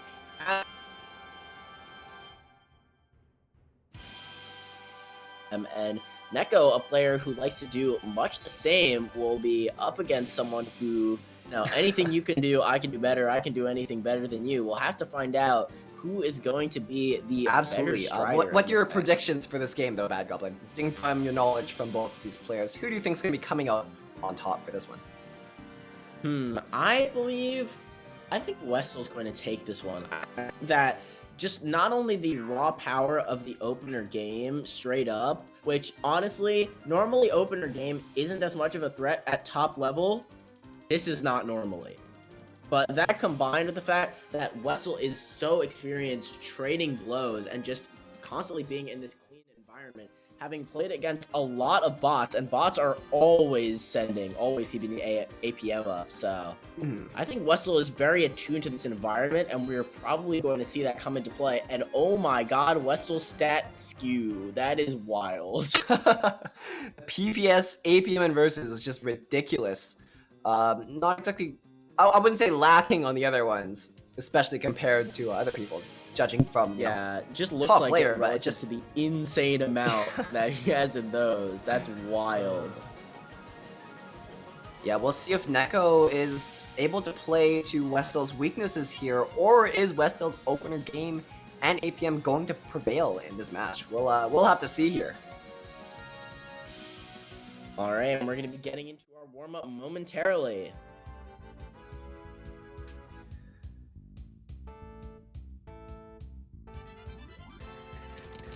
Here we go, PKI, both players, the flats up into LST, mirror match happening right now. They are piece for piece, oh my god. That was 4 bags of the same thing, and it was not a loop. That is wild. Seems like Westel's gonna be the one that's coming out on that encounter there. Back-to-back 9 was able to keep up their LST kind of shape for the attack. Really just one round in the warm-up, it's just, they're moving their fingers, getting ready for the game. That was Neko's a going to be real adapting. warm-up. That was like the equivalent of vocal exercises. They did the same exact placements at the same exact speed. That was insane. But yeah, here we go. We're going to be getting into our main match here. Westel up against Neko to determine who will be playing against Vince in our winners finals. Yeah, the pressure must be building for both of these players because not only do they have to win, they have to be prepared to face the demon of Tetr himself, Vince HG. So we might be seeing some things like players purposely conserving their energy for their more important match if they have a lead. Or we're going to see them just blitz it all out and then be tired for Vince. Who knows? We'll have to find out in this match. Absolutely, and find out we shall. We are about to get started here, and we have Neko starting off with his TKI on one side, Westel on the other, but Neko going to unfortunately make a little bit of a misdrop there that puts him at the disadvantage off the bat. Westel is going 5.2 PPS! I will say Neko's misdrop turned into a very nice cut copy, but they were unable to come back properly after that as Westel continued to put on the pressure here. Both players speeding through their opener phase. Westel, very nice T-spins. Sending Neko up to the top of the board. Neko unable to find a cancel or a down second time as Westel's 5 PPS takes them their second round of this game. Alright, and here we go. We've got Neko pulling out the wacky cannon right now. And Westel just honestly unprepared to deal with it. Going to be left in a very rough spot, barely surviving that spike. And now Neko has got another TST online to follow it up. We're going to have a little bit of cheese underneath it all, though. And Westel is, again, back in the element of just sending back-to-back. This is a crazy dono for the TSS. Maybe a bit of overcommitment there on Westel's end after that misdrop, but we're going to find a nice combo all the way back down to keep Neko cheesed up and keep himself safe. Absolutely, yeah.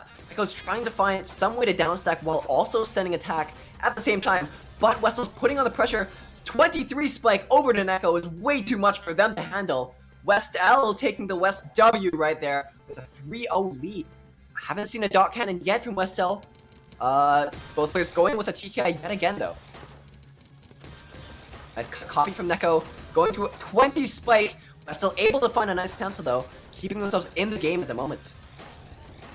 Alright, and there we go. That's going to be another round for Westel, starting to run away with it, so I don't know. This is looking like it may be a very momentum-heavy game, and Neko has been unable to swing it so far. We're going to have to see if that remains consistent or not.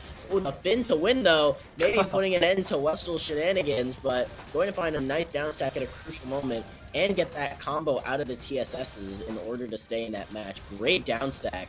And now it's Neko who actually has to get through all of this clean and cheese garbage that's underneath the main power stacking, and get through it they will, but at what cost? Because now Westel is all the way back down to the board, gets that mid-game TT going, gets the quad out of it off of that dono, and that's going to be very, very rough to deal with for Neko. Neko is looking too shabby, though, with a 17 spike to Westel. Westel unable to spin the T in time, and Neko is going to take the first point there on the board and saying they are in the game still. Westel has not won yet. Westel looking to go for SCPC. Unfortunate misdrop, though. Neko trying to find the punish, but unable to at the moment. Westel looking to find a well open, okay, and Westel's going for the upstack into a 17 spike. Neko trying to find the cancel out. Oh, just barely able to.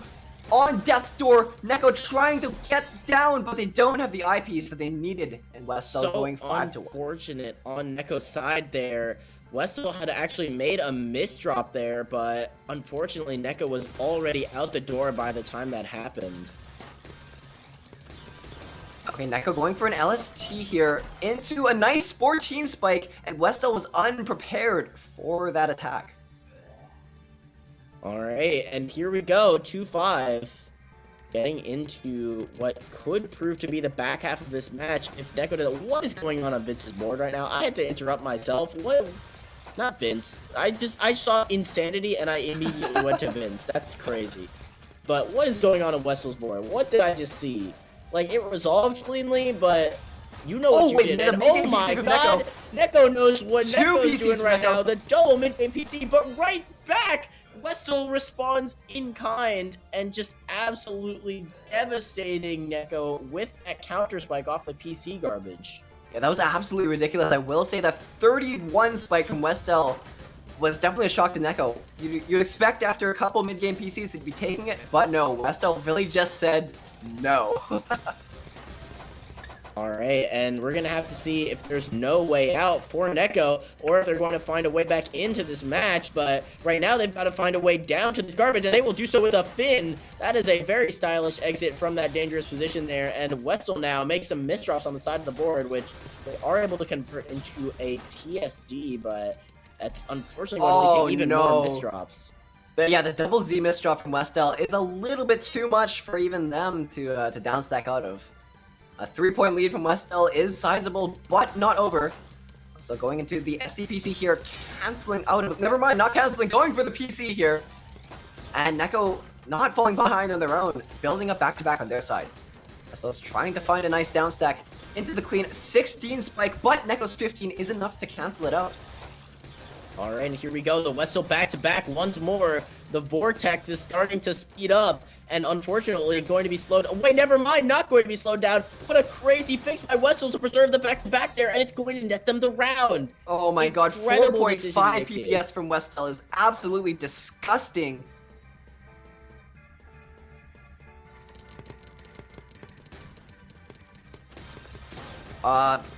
Testing, making sure Discord works. Apologies, we did have a few issues, but we should be up now. Oh my gosh, Westel taking a quick round. Making it 8-3 here. Okay. Go, Westel going to be bringing it up to 3-8, and this is a little bit of a rough hill for Neko to climb. Pretty long set, and it's already looking like Westel wants to close, but Neko desperately trying to hold this door open.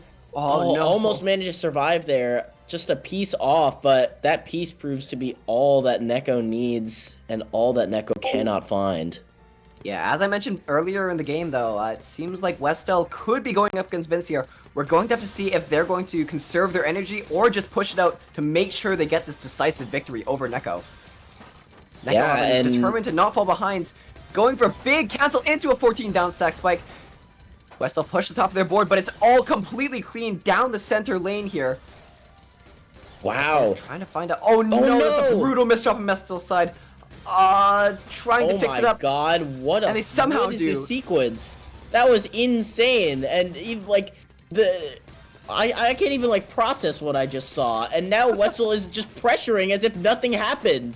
That was great. That the like wherewithal to not only not stop playing when that happens for a second to like reset like pretty much everyone does, but to also know how to convert it back into clean stacking is just one of the things that makes Westel so deadly as a player. Because it's not just that this pressure is going to keep going and going, it's that a misdrop will not stop it. And that is a very threatening situation to be in if you are on the back foot, like Neko is right now, as Westel brings it to 3-10.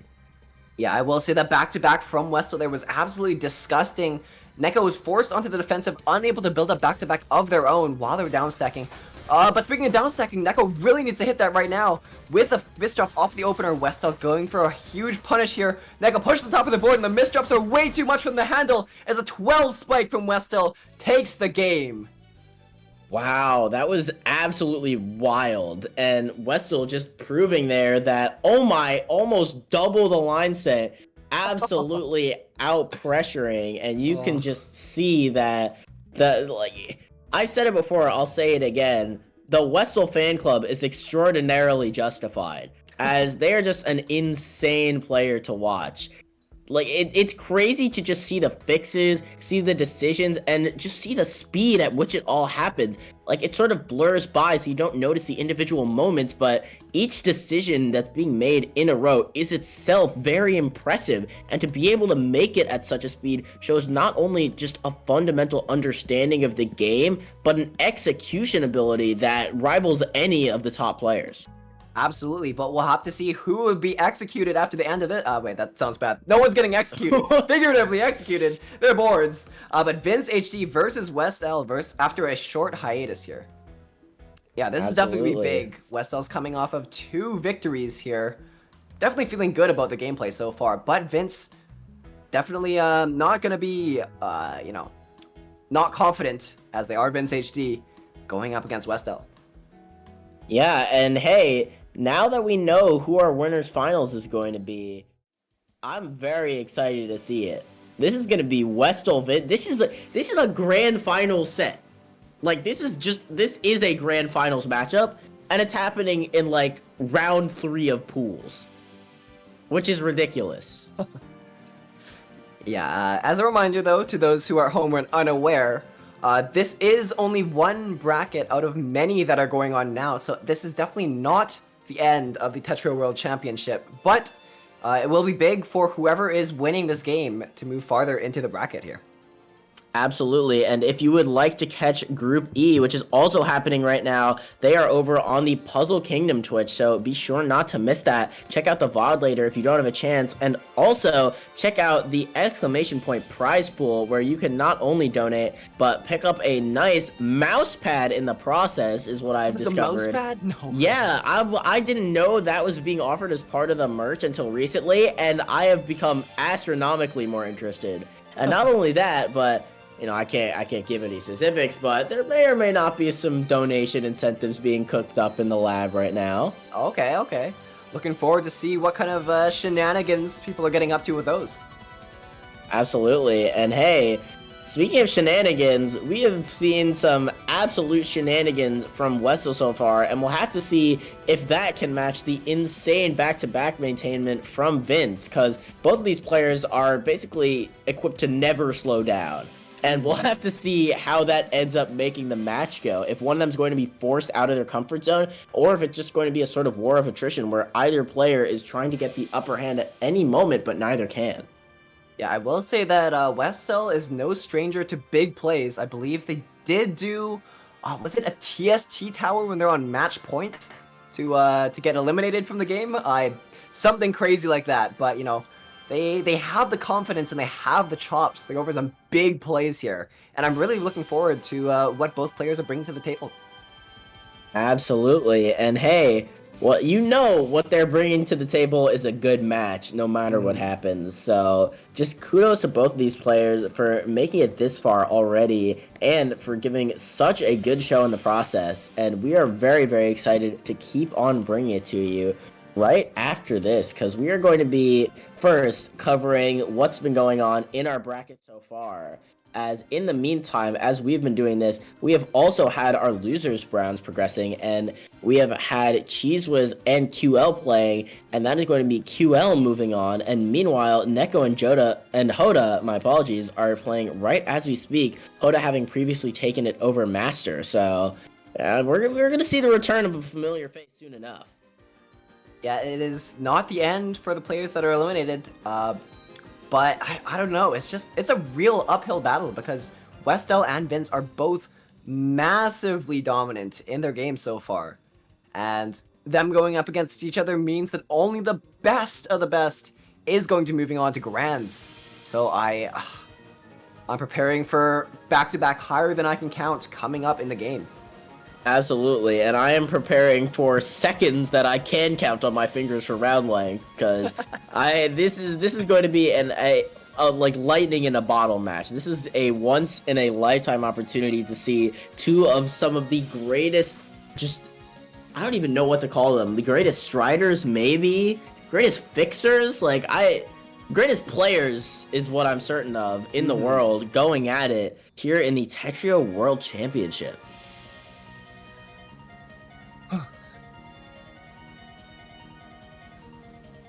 A little anecdote while we wait. I was in some tournament staffing thing, and I was in a room with Vince. And I was like, "Hey Vince, you wanna do a friendly for no reason?" I'm for context, I'm like low U rank. I'm like bad at the game for my level. And Vince is like, "Sorry, I only play quick play." And I was like, "You know what? Understandable. That's fair enough." Vince is a very quick play style, you know? The Yeah. massive back-to-back chains, the insane fixes. It's very, like, quick play energy. That's what you gotta do. Yeah. You know, maybe it is the long rounds of quick play and the constant back to back to back to back that Vince goes through in those that has trained them for these long rounds that they're playing now, but who knows? Hey, well, either way, we know Vince has plenty of tournament experience under his belt. He has gotten just on the road to getting to TWC, second in Windflower. In the TCE2, he got third, and in Tetrio Cup 16, he got third as well. So we know that he has the chops to hawk it with the best of the best, and we're going to have to see how Westall literally and figuratively stacks up against that.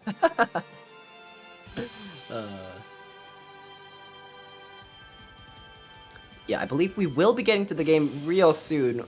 Westall's taking a short break. Both players surely warming up their minds or with their fingers, getting into the mindset of a winner here.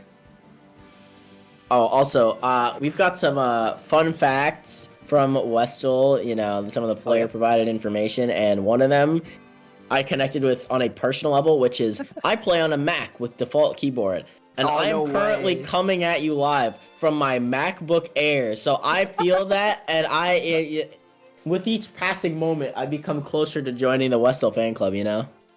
Honestly, it's amazing how people play with I want to say subpar, just like not optimized setups. I don't know. It's just kind of I'll crazy. have to me you because I'm know, running I Tetr run on, like, what, medium 300 graphics FPS. perfectly. I run medium graphics on 60 frames absolutely flawlessly, except when it lags. But besides that, it's absolutely flawless.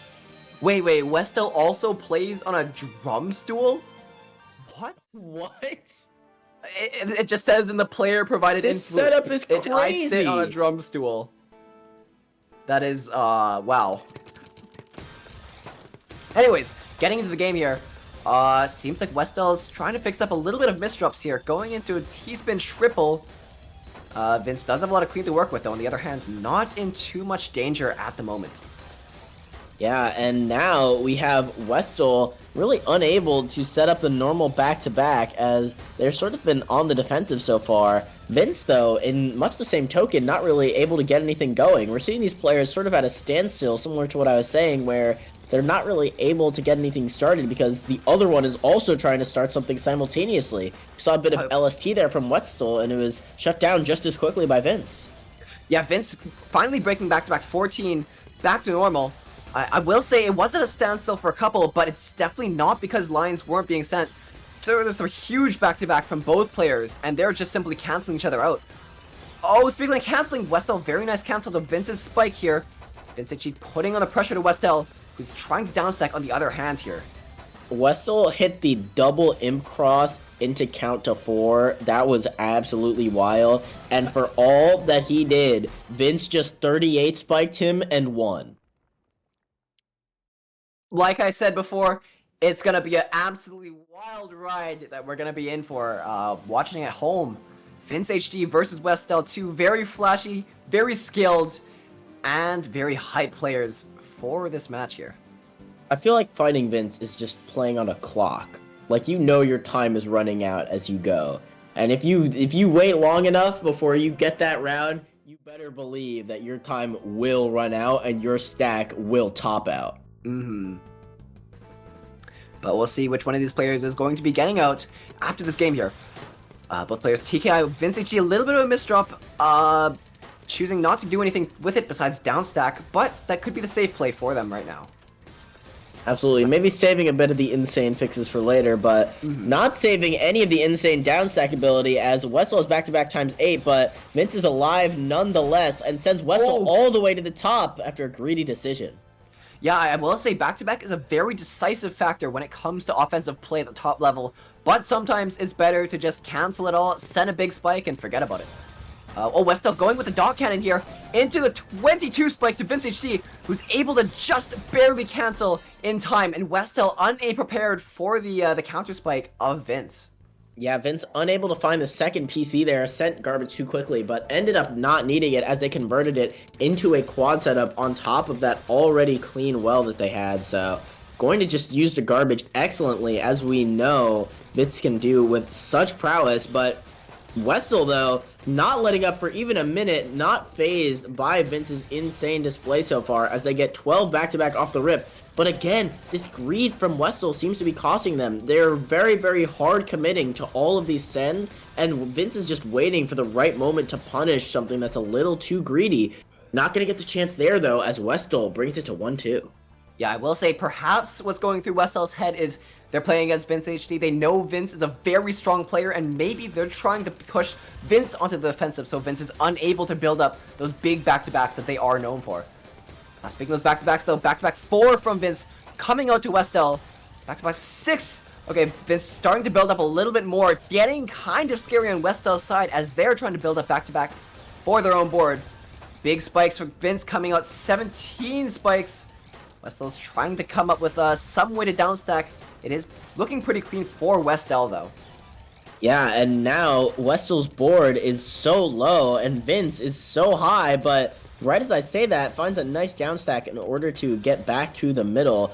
Westel, though, finding a TSS and keeping this board relatively clean. Going to have to skim through some cheese that Vince had sent on the way down. But Vince makes an eye misdrop, and unfortunately not going to have a great fix out of that one, is what I would say if he didn't immediately find a TSD fix. Why are you the way that you are, Vince? And manages to find the downstack as well, opening up the well. And there we go. Oh my God, all the way down with Vince a 24 to boot. Sent over to Westel here. Although Westel's also super clean. Wasn't able to kill. Westel's putting on the pressure. Huge 18 spike to Vince. Vince very nice cancels though. Into a donation. 27 spike from Vince HD. But Westel is still alive and kicking. Sending back a nice spike of their own. And yeah, there goes Vince's back-to-back. That was the time to capitalize, and Vince couldn't close it out, and that bodes very well for the rest of this match. What does not bode as well, though, is this misdrop on Westel's side. Has a good fix, but in the time it took to fix, Vince is already at back-to-back times 7, and this is a very rough position to be in for any player, even a player as proficient as Westel, at getting down from a rough spot. And here we go, get down he does, and he finds a nice down stack to break Vince's back-to-back, but Vince responds with that STSD into the quad, after the TSS, and then gets another TSD off of it, and this is an insane spike. That is ridiculous. I think I saw multiple 30 spikes in that round that did not kill either player. Truly a testament to not only the sending power, but the canceling power of both players. Truly deserving to be on the world stage here. Absolutely. Both of these players are just going ham constantly, and it's just ridiculous to see that they'll send a spike that would kill pretty much anyone, and it'll look like they haven't received anything at all because they were already busy responding with another spike of the same magnitude that gets rid of it. Very true. But yeah, back to the game here. Westel going for a attempted cancel, but they don't quite have the pieces they need, and Vince is able to capitalize with the back-to-back 9, sending huge attacks over to Westel. Yeah. We'll see for the opener game here. Westel, big misdrop started off, unfortunately. Oh, Vince misdropped the 2-line, though. That is crucial for Westel, given another lease on life here. And now going to get Vince to do some misdropping of his own. And that is a great round for Westel. Could have been disastrous. The 2-line was coming in hot, but a little too hot for Vince to handle, as that misdrop into the following ones, unfortunately, cost him the round and the momentum. Yeah, speaking of momentum, though, both players not looking to fall behind here, going at almost 4.5 PPS each. Back-to-back 3 from Vince versus Westel's none at the moment. But doesn't look like either player is looking... Oh, okay, never mind. As soon as I say that, Westel misdrops, but finds a very nice way to cancel out of that. Yeah, Westel just being plagued by these misdrops. Unfortunately, not able to get anything started offensively, but Vince, on the other hand, is starting to build some back-to-back, but right as I say that, Westel gets a absolutely massive 36 spike. What a sequence by Westel to take Vince not only out of that back-to-back chain, but off of the board entirely, bringing it up to 3-4, matching the offensive prowess right now. Vince definitely reeling from that attack, thinking about how they're going to come back from this. Vince is definitely playing against someone that can match his offensive power with their plays. Vince, T-misdrop with a rotate there, but going for a nice downstack. Westel, on the other hand, finding a way to preserve the back-to-back. Very nice C-spin on their side. Vince HG not letting left behind here. Going for some nice down stack spikes. 21 to Westel, but Westel's still alive. Oh my god, the back-to-back 47! 47 spike from Westel to Vince HG's side. Way too much for them to cancel, tying up the game for Westel.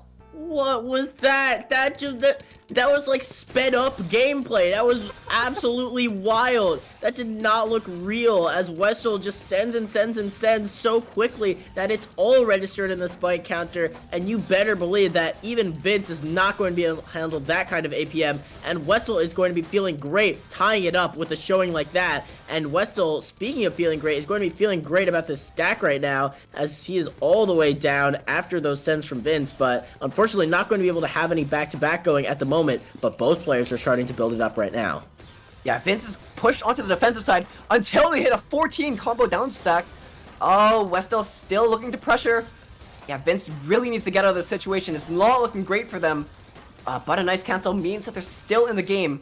Westel's back-to-back 6 is going to look scarier and scarier the higher they build it, but they choose to cancel it out for their board state, which is a little bit too late, as Vince is able to come back with a back-to-back 9 to take the lead. Yeah, honestly, that decision, while it might have seemed safe on the surface, may have been more risky than it initially appeared, because Vince saw that they didn't have the back-to-back, and not having back-to-back isn't going to just reduce your APM, it's going to reduce your canceling power, and that was crucial for Westel as they got rid of almost all of the lines in queue, but it was those last few that ended up doing him in, and that just shows how important these seemingly small decisions can be on a game-to-game scale. And speaking of on a game-to-game scale, Westel is looking up to scale up late game to game as he goes higher and higher with this LST back-to-back, going to be forced out of it eventually as Vince has a great 3-6 stack of his own into that down stack combo, but not before putting quite a bit of cheese on his board. Yeah, Westel's trying to work hard to maintain their offensive advantage, but it seems like Vince is going to be taking the lead for this match here. Yeah, back-to-back 8 from Vince, and Westel was unable to find either cancel or build enough back-to-back to counter that. Yeah, and this is staying a very, very close match here as neither player can really get a huge lead over the other. They're both sort of holding this, the best offense is the best offense mentality, and neither player is really stopping the other from going to their game plan. It's just about who can execute it the best. And so far, it's seeming like neither player is really decisively superior to the other in that regard. Huge STSD from Westel right over the well. Fantastic play, taking the round decisively, and Vince was unprepared for that big spike right there. Yeah, and that was absolutely ridiculous of a find from Westel to just close out that one round there and bring it up to 5-6. And speaking of ridiculous, this is some ridiculous back-to-back chaining from Westel, having 9 already. We were only 10 seconds into this match, but right as he had the back-to-back, Vince giveth and Vince taketh away. Right as you have your back-to-back, I will send you some back-to-back of my own and flip the script immediately. Man, Vince had a really nice play using a spike to cancel and then build back-to-back of their own. Okay, Vince going into all clear here. Westel looking to find some sort of cancel. Looks pretty even on both sides. Although Westel's board a little bit questionable at the moment. Should be able to find an out if they have time, though. Yes, Vince is still building up an attack, leaving Westel a little bit of that room they need to breathe and just find that attack they really, really need against. Yeah, and there we go. They found it on that time, having that 6 back-to-back and converting into a spike to bring it up to 6-7. We almost have a tie game, and if things go like this for a little longer, we could be getting to our deuce. But now we're going to see if either player begins to choke or begins to sort of succumb to the nerves almost, because this is getting to be a very, very close game. And yeah, every round counts now, and Westel has tied it up. Yeah, Vince, a little bit of a misdrop on that round cost them that set, but Westel's going with a strong stick spin. Vince looking to be on the more defensive end for this round, a little bit behind in the opener phase, but Westel's really be slowing down with this awkward misdrop, which turned into a T-spin somehow, into a 16 combo down stack. Vince HD, though, not looking worse for wear, building up pretty high into a super clean board. Capitalizing real hard, Westel's cheese is looking really tough for the down stack out of, and Vince puts on the huge pressure with a 23 spike. Westel somehow living and staying in the game, though, on the other hand.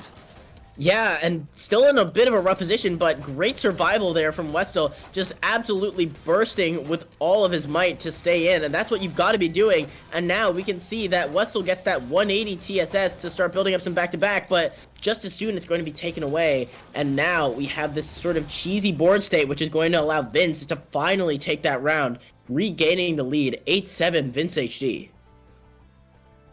The pressure is building for both of these players. They know the playstyle, they know what they have to do, but can they execute it in time? Westel going for the perfect clear, second time in a row. Vince is completely clean though, trying to capitalize, but the huge misdrop blocks Vince's entire well. Fixing it up pretty quickly though, going to back-to-back 3, 4, 6 on Vince's side. Westel trying to get the down stack. Oh, but I don't think they can get it in time as Vince's back-to-back 10 is enough to take it 9-7 for Mr. HD. I do have to give a personal to Westel doing my DPC in versus in Tetr World Championship. I'm geeking out right now, and oh my god, that TST fix from Westel was absolutely wild. But that all clear from Vince was even wilder, and even then Westel's looking unfazed, sets up a crazy overhang prophecy there, and going to get a huge amount of back-to-back to boot. And there we go, Westel with this huge spike. Oh no. Yeah, Vince almost had the fix there, but Westel noticed that Vince was in trouble, really went for that push there. A little bit more lines was enough to top out Vince. But Vince trying to come back strong from that round, pushing into the back-to-back here. And do have the lead on the offensive power on Vince's side. Back-to-back 6, back-to-back 7, back-to-back 8, 9. But Westel's not falling back either.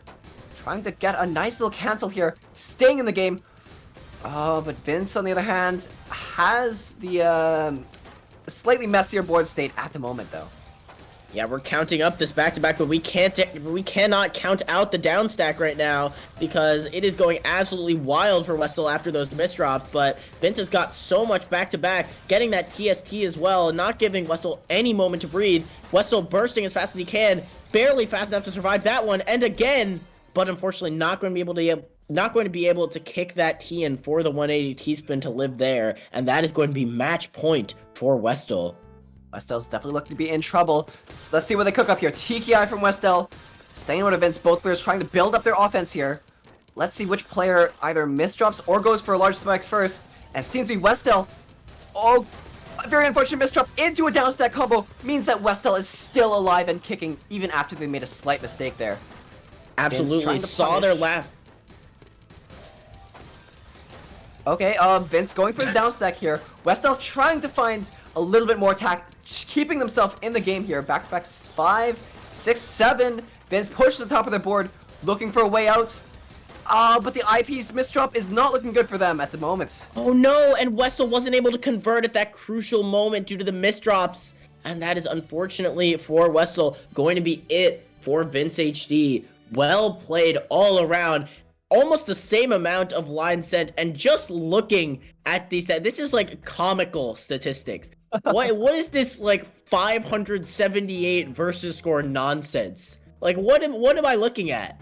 You would think that someone hit the inspect button on the score and just changed it. Like they added another number to the front there, but no, folks, this is the true and actual scores that we saw in that game. Very, very strong showing from Westel, but unfortunately for them, Vince HD is going to be the one into the finals match for the Tetr World Championship bracket here in Group F. Someone once told me in a custom room that I was in with Vince that Vince plays, quote, like an SS rank with 20 times garbage multiplier on, and they were kind of spitting. Oh, man. Yeah, except that Vince's decisions are also ridiculous. Right. But it's just crazy because not only does Vince have the large back-to-back, they do it so freaking fast that it's like, what can you even do against it? It just stacks up and up and up, and if you don't either pressure Vince or put Vince in a situation where they have to break it and down stack, it's just gonna go to a number that sends so much off of one Tetris that it's just completely over for the other player. Yeah, and that was just our winners match right now, and you gotta believe that whoever Vince is playing in grand finals is going to give him an even tougher time, because Westel almost got it done, and is going to be sitting in the losers finals waiting for the winner of QL up against Neko. And speaking of which, that's exactly what we're going to be watching right now. Yeah, the stakes are equally high for this one. Both players in the losers bracket already lost one game, and they know that this is the match that is going to decide who's going to the finals here. So, we had a DC. Okay, they're fixing skin stuff. But yeah, a lot of pressure is building on these players. I can't even imagine to get into their heads and kind of feel what they're feeling right now, because they've had a lot of investment put into this tournament. Clearly, qualifying for a major is not an easy feat for anyone, no matter how good you are. Because you got to put in the time too, right? You can't just win. You have to, show up to all these events and put your time in, dedication.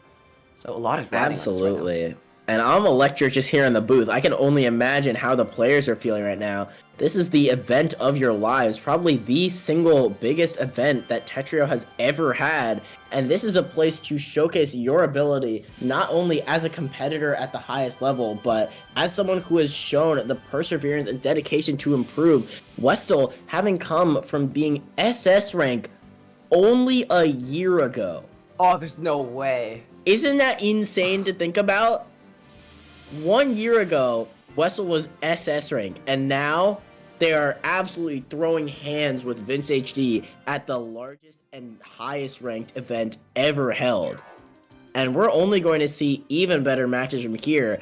Speaking of which, we're getting into our next one with QL up against Neko. I will say, to the point before, last year I was in U rank at the exact same tier that I am now. That's so I've not real. gone up at all. It's shambles. Yeah, But, yeah, that's, they did in that's a year ridiculous. what I could do in a never, because I will never be as good as Westel. Well, we may never be as good as these top players, but luckily for you, me, and everyone else that's watching, we can still witness the spectacle that is the Tetrio World Championship for 2023. All right, here we go. Our warm-up of Neko versus QL. These are some players who we've seen before, and we know that they were both the sort of offensive halves of their respective sets. So we're going to have to see how that ends up working out for this set. And here we go. Right off the bat, QL is starting to stack up some back-to-back. Neko's looking a bit cheesed up, but has some routes out right now if they can get to the clean garbage. And get down they do with that TSS to boot. And there we For some go. reason, I need to Neko put going into to this one open it again. up. Sorry to interrupt, but I don't know what is going on. I've never actually had this issue.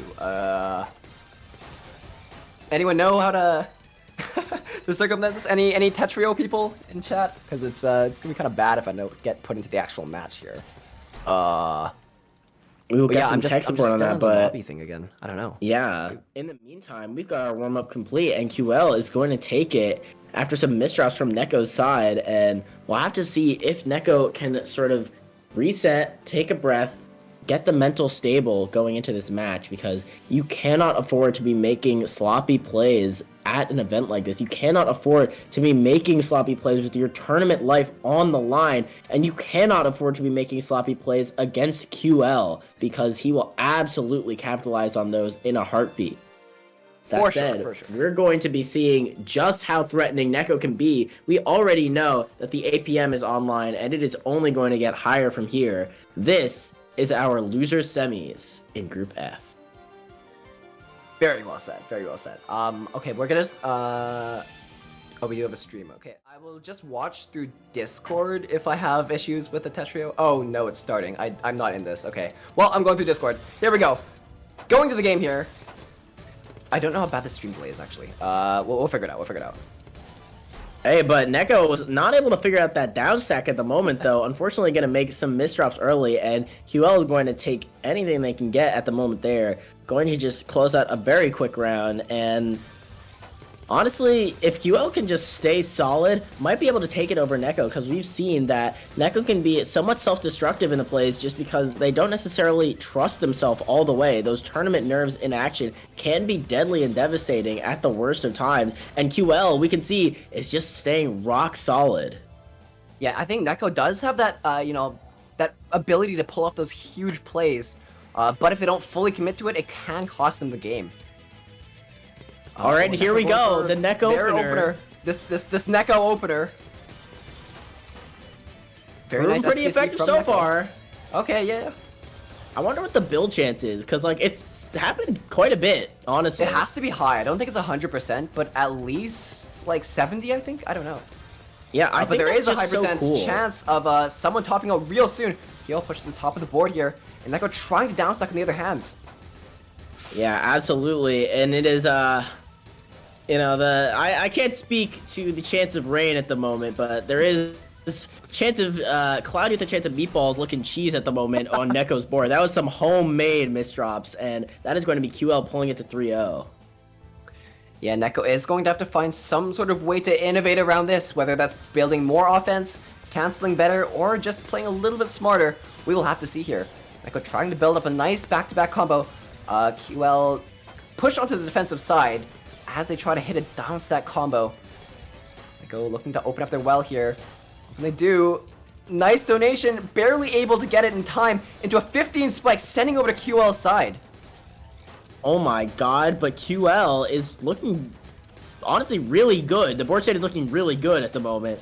And going to just send some cheese over to interrupt Neko's back-to-back. And now Neko is left in a position where it's sort of a hard decision to make whether you should be upstacking or downstacking. And we can see that Neko did end up choosing upstack, and it was the right choice, putting them on the board 1-3. That's definitely going to be big for Neko. You don't want your opponent to get too big of a lead before you even have your first point. But since the score is close, Neko's mental is definitely still going to be a good place as they go into their perfect... PC perfect clear. all. Oh no, unfortunately misdrops the DPC. And that's going to cost them the round. Unfortunate for sure. What a roller coaster. I was not ready for that PC, the quad PC ult of the neck opener. But unfortunately, tragedy struck on that DPC build, and they were thoroughly punished for their crime of looping. Yeah, we love opener mains, though, you and me, but yeah. Exactly, unbiased, but I do love a good DPC. Well, we're going to DPC a lot of attacks here, coming out from QL to Neko, whose board is a little bit cheesed up. Neko trying to downstack out of it, but QL doesn't seem to have the offensive power to push Neko to the top of the board just yet. Absolutely, but what they are doing is pushing this match into the mid game with some thoroughly cheesy boards, because this is looking to be a back-to-back and back-and-forth kind of match, because if either player gets going, they're not really getting stopped so far. We can see this 5 back-to-back on QL's side. Wastes T in the process, and unfortunately going to use that J piece, but Neko with a J misdrop of their own, neither player really going to be able to convert off of it. Yeah, I did like QL's donation there, but unfortunately didn't quite resolve just the way they might have expected it to. Seems pretty even on both sides, trying to find some sort of back-to-back or downstack combo, but it just seems to be a really, really safe game for both players.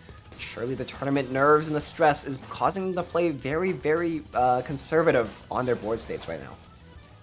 Absolutely, and oh my god, speaking of conservative, QL just conserving that back-to-back expertly, getting that TST res ready, and honestly, that was some expert demonstration of how to just cleanly get down. That was some very, very, like, satisfying downstacking to watch, because you understood why everything was happening, and it all resolved very, very cleanly, and that is the classic QL right there. For sure. Speaking of resolving, it seems like QL's trying to resolve the downstack here. Almost opening up, and they do. Neko push to the top of their board. A little bit of two-line cheese is going to pose a slight annoyance to them until they hit a sick downstack combo, and Neko is completely clean yet again. Yeah, QL trying to build a back-to-back 5 on the opposite side here. Neko looking to find a T-spin, but not super optimal for them, as it doesn't send too much to QL's board. Yeah, it does get a nice downstack combo, though. So not going to be two-phased on the response from QL, but QL's got this sort of LST-like shape, which we can see is leading to a lot of back-to-back real fast. The 23 all in a row off of that LST is going to be enough to bring it to 1-6, and QL's starting to run away with it. Neko might need to adapt to a more defensive style, because so far we're seeing them just get straight up out-pressured by QL, and that is a very hard deficit to overcome. Oh, absolutely. Speaking of deficits, Neko going into the PC, sending QL on the deficit here. Big attacks being exchanged from both players here. Neko trying to finish off QL, but QL is into a safer spot right now as they're close to opening up. A little bit of eye wiggles, and it seems like QL does find a different way out, but maybe not the one that they expected. Absolutely, but speaking of expectations, Neko needs to be expecting that they're going to get clean real soon because there is some cheese already sitting pretty on the board, and they have got to get down fast. Does manage to find a quad, but that may not prove to be the best for them because giving clean to your opponent when you're cheesed up can often be more hurt than it is good. And, ooh, we are going to see a nice downside combo into opening up that well with the quad. The TSS online, and that's going to allow them to open up the well and get this back-to-back going at once. And, oh my god, what a flip of the script. Neko is suddenly the one applying huge amounts of pressure to QL. Right as we saw as they were down stacking, we realized that they are going to get started real soon. And get started they have. It is back-to-back times 13, 14. It is open season for Neko right now. Oh, but it may be closing up if they're not careful, because QL is responding in kind with some back-to-back of their own. Oh, Yeah, no, brings super it up risky to play 1-7. from Neko there. At the top of the board with a lot of back-to-back, it's an important decision to make if you are going to either continue the back-to-back or just cancel out and go back down. Oh, this is a very, very rough stack for Neko right now. Not in a great place to accept garbage. Oh, And no. yeah. Yeah, QL looking for a pretty significant lead over Neko here. I really don't know what Neko's going to be able to do to come back from this, but as long as they keep going and don't give up, it can still come back. PCs from both players. Neko's gonna be continuing into DPC here. Tetris PC sending to QL. QL pushed the top of the board, but Neko unable to finish off the round they really desperately needed right there. Absolutely, and that is going to really, really hurt Neko's chances of winning that round because they had the PC online. They were ready to finish it off, but unfortunately not going to find the conversion that very moment, and it has cost them the round, and this is just rough out here. The momentum is not in Neko's favor, and honestly, I don't know. I don't know what you do as Neko here. You might have to just slow down, try and refocus, but instead, we're going to see the neck opener come out in full force. Not going to be able to get the PC, do some garbage there. Just doing a little bit of Korean stacking at the bottom of the board, but in the meantime, QL has been starting to build up a little bit of misdrop from back-to-back. Neko is brutal. I could tell that Neko is really trying to play safe there, but I think that might have cost them with a little bit of hesitation, causing the eye to go to the left lane where they did not want it to go. But Neko's really, really, really got to find something here to contest QL's massive lead. All right, this is, if there's ever a time to clutch up for Neko, it is now or never. And Neko needs to put that NO they've got into now because it is the moment. It is the, you're in loser's bracket. You've got to go now. The double And misstep they from have- Neko Can they is find the going to Iceman? prove They absolutely can. fatal for them as QL decisively takes the game here. Wow, that was honestly brutal. 11 to 1, but still a powerful showing from Neko. They absolutely did not give up until the bitter end. Just very unfortunate misdrops did spell their doom for this one. And absolutely, and despite what you might think, just because it was like it wasn't close in the scorecard, but that doesn't mean it wasn't close in the set. We had some very, very close individual games, and it is important to remember that these players are working overtime against any opponent they have. They have been playing so many games against so many powerful people in a row. Normally in a tournament, if you're at this level of play, you've got like at least a few relative freebies, but not here. Not here, not at the Tetr World Championship. Truly, the smallest mistake you make in a game can absolutely cost you later on. Absolutely. But just taking a look at our bracket here for a moment, we can see that we've moved on to almost getting to our grand finals. But in the meantime, we've got to move on to some upcoming tournaments. And that includes Snow is Infinite, one of the largest in-person events we have ever had in the puzzle game community. This is going to include things like many, many, many tournaments for a variety of Tetris and other stacker games, and the Stacky Awards themselves, and you are not going to want to miss that. If you're in person, it's going to go ultra hard, so be sure to come on down or come on up, depending on where you are, to Toronto in January, and you can head over to startgg/SI 2024 to get your registration going. Yeah, I will say that I do have plans. The plane tickets are booked. The Airbnb is slotted into my schedule. I will be at Snow is Infinite. I'm super, super excited to go. It's going to be my first international, or not international, I'm Canadian, but first time I'm traveling to a Tetru event in person. I'm super excited, and I really encourage everyone who's kind of around or who wants to visit, meeting people in the Tetr community is really awesome, and I would recommend it to almost anyone. It's definitely gonna be a good time down there. It's gonna be real cool.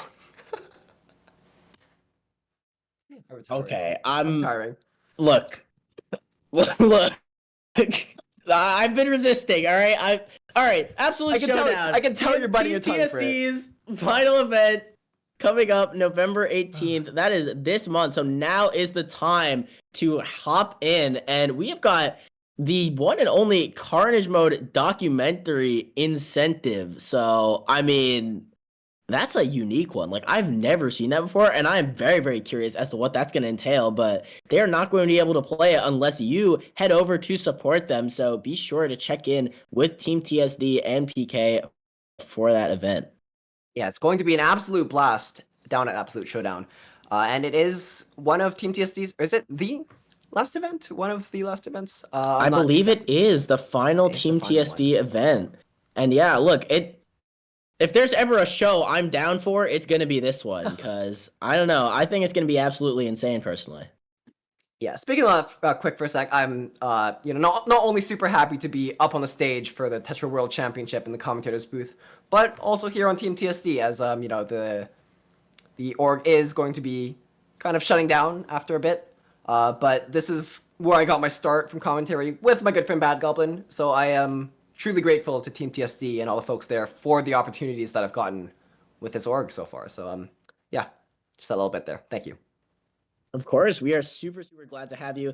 And we are really excited to have all of you, the viewers at home, ready to come watch and come support over at the exclamation point prize pool. And you can get yourself a t-shirt, you can get yourself some nice keychains, and get yourself a mouse pad. That is absolutely wild to have, and I really, really love the art that we've got for this tournament, showcasing some of the best in stylized fashion. And if there's ever a way that you would like to support your favorite players while supporting your favorite events, while getting something out of it in return, this would be the way to do it. Hey, and I'll say if you buy all three of these things, you'll get back-to-back 3 for merch. So that's an also bonus, you know. Absolutely true. You're going to be sending some extra lines your way, and you better believe you're going to be getting some extra stares as you are absolutely dripped out. And hey, if you show up in this to SAI, I don't know. I think there might be a photo in order. But yeah, stay tuned for more gameplay though. The tournament is far from over. We've got some exciting games coming up for all you folks at home that are eager for some Tetr content. Absolutely. We are going to be getting into our losers finals soon enough, and that is going to be Westall up against QL. And we have seen both of these players play pretty recently, and they're honestly pretty diametrically opposed. We've got QL, who sort of keeps it clean, tries to be a consistent pressure sender, and Westall is going insane on the drum stool at all times. Just going absolutely wild in the MacBook Air. Oh my! I'm still shocked at the Mac thing, honestly. Hold on. Gameplay is shocking enough, but it's like all of that was done on a freaking Mac keyboard. I gotta interrupt you and the stat screen for a second to thank Interrobang, whoever that is, for the $1,000 donation. What? No way! What oh my god! Is that $1,000? Oh. Who is this? No comment, no Who username, are they? They're the absolute Discord goat of all emoji. time. That is ridiculous. What is that? Oh my god. Oh my god. And I thought the back-to-back in this tournament was high. This is ridiculous. Oh my god. That's more than any APM stat we're gonna see, and I just have to say huge shout outs to whoever that is. You are helping to make more awesome events like this possible with every bit of your support, and everyone absolutely loves it over here. We are popping off, the production team's popping off, everyone is going wild at this. Can we get some Interrobangs in chat? Can we see some of those? Yes. Truly the goat of donating. But I mean, obviously we respect and appreciate donations of any size, but you know, definitely big shout out for one of those. Wow, like, I'm like trying to process this. Like that's you just drop that. You just drop 1,000, huh? You just got that. Just strolls up to the venue, just bam, plops money on the table for the match Reno, and then just like, yep, that's that. Hey, well, good tournament. I'll let you know this. $1,000 will definitely get you a mouse pad. It'll get you a couple of mouse pads, folks. And Exactly. the t-shirt and the keychain too. Back-to-back 3. But going into the warm-up here, Westel versus QL4707. Oh my god, Westel is going in with their signature speed. Ridiculous, almost 6 PPS. They're truly hitting the stride here. QL forced to go onto the defensive from Westel's ridiculous APM. Westel not letting up a single still above second 5 here. PPS. Oh my god. 300 APM? For real? I think my brain just is do gonna that. short circuit from all the stuff that we've seen today. This is ridiculous. If you make QL have a stat of 11 cent in the warm-up, you're cheating. Like, I don't know what to tell you. Like, how did you do that? How did that occur in the way that it did, where QL looked like a low APM player? God. Someone get deep online. This is crazy. Yeah, exactly. We need the UC staff. Can we get a Smurf check on this guy? Like, I don't know what's going on here. Oh my god. Yeah, But it's Arrow in chat. into the Smurfing main against match. X ranks. Yeah. Absolutely. Truly, Diallo's off the count or something. But anyways, back to the game here. PCs from both sides, but QL is the one that's gonna be going into DPC, into a jigsaw here. Oh, the jigsaw gonna work though. They've got to the another second. PC. They've got Westel's the still DPC. alive. Oh, but QL's final PC is gonna be the nail in the coffin for the first round against Westel. Truly a strong showing, even after Westel's powerful warm-up. QL is not one that you want to be left behind here. Yeah, that was the blitz heard round the world there, able to outpace even Westel, and that is going to be a great start momentum-wise for QL. Tried to do it again, but Westel going to put a stop to that real quick, opting for some down stacks as opposed to last round, understanding the danger of the DPC. But there's also some danger the misdrops they're making, and now QL, actually with some misdrops of their own, is going to try and capitalize with the combo, but a little too late there with the sends, and now Westel has a great opportunity to start stacking up some back-to-back. I will say this stride coming up from Westel feels absolutely illegal right now.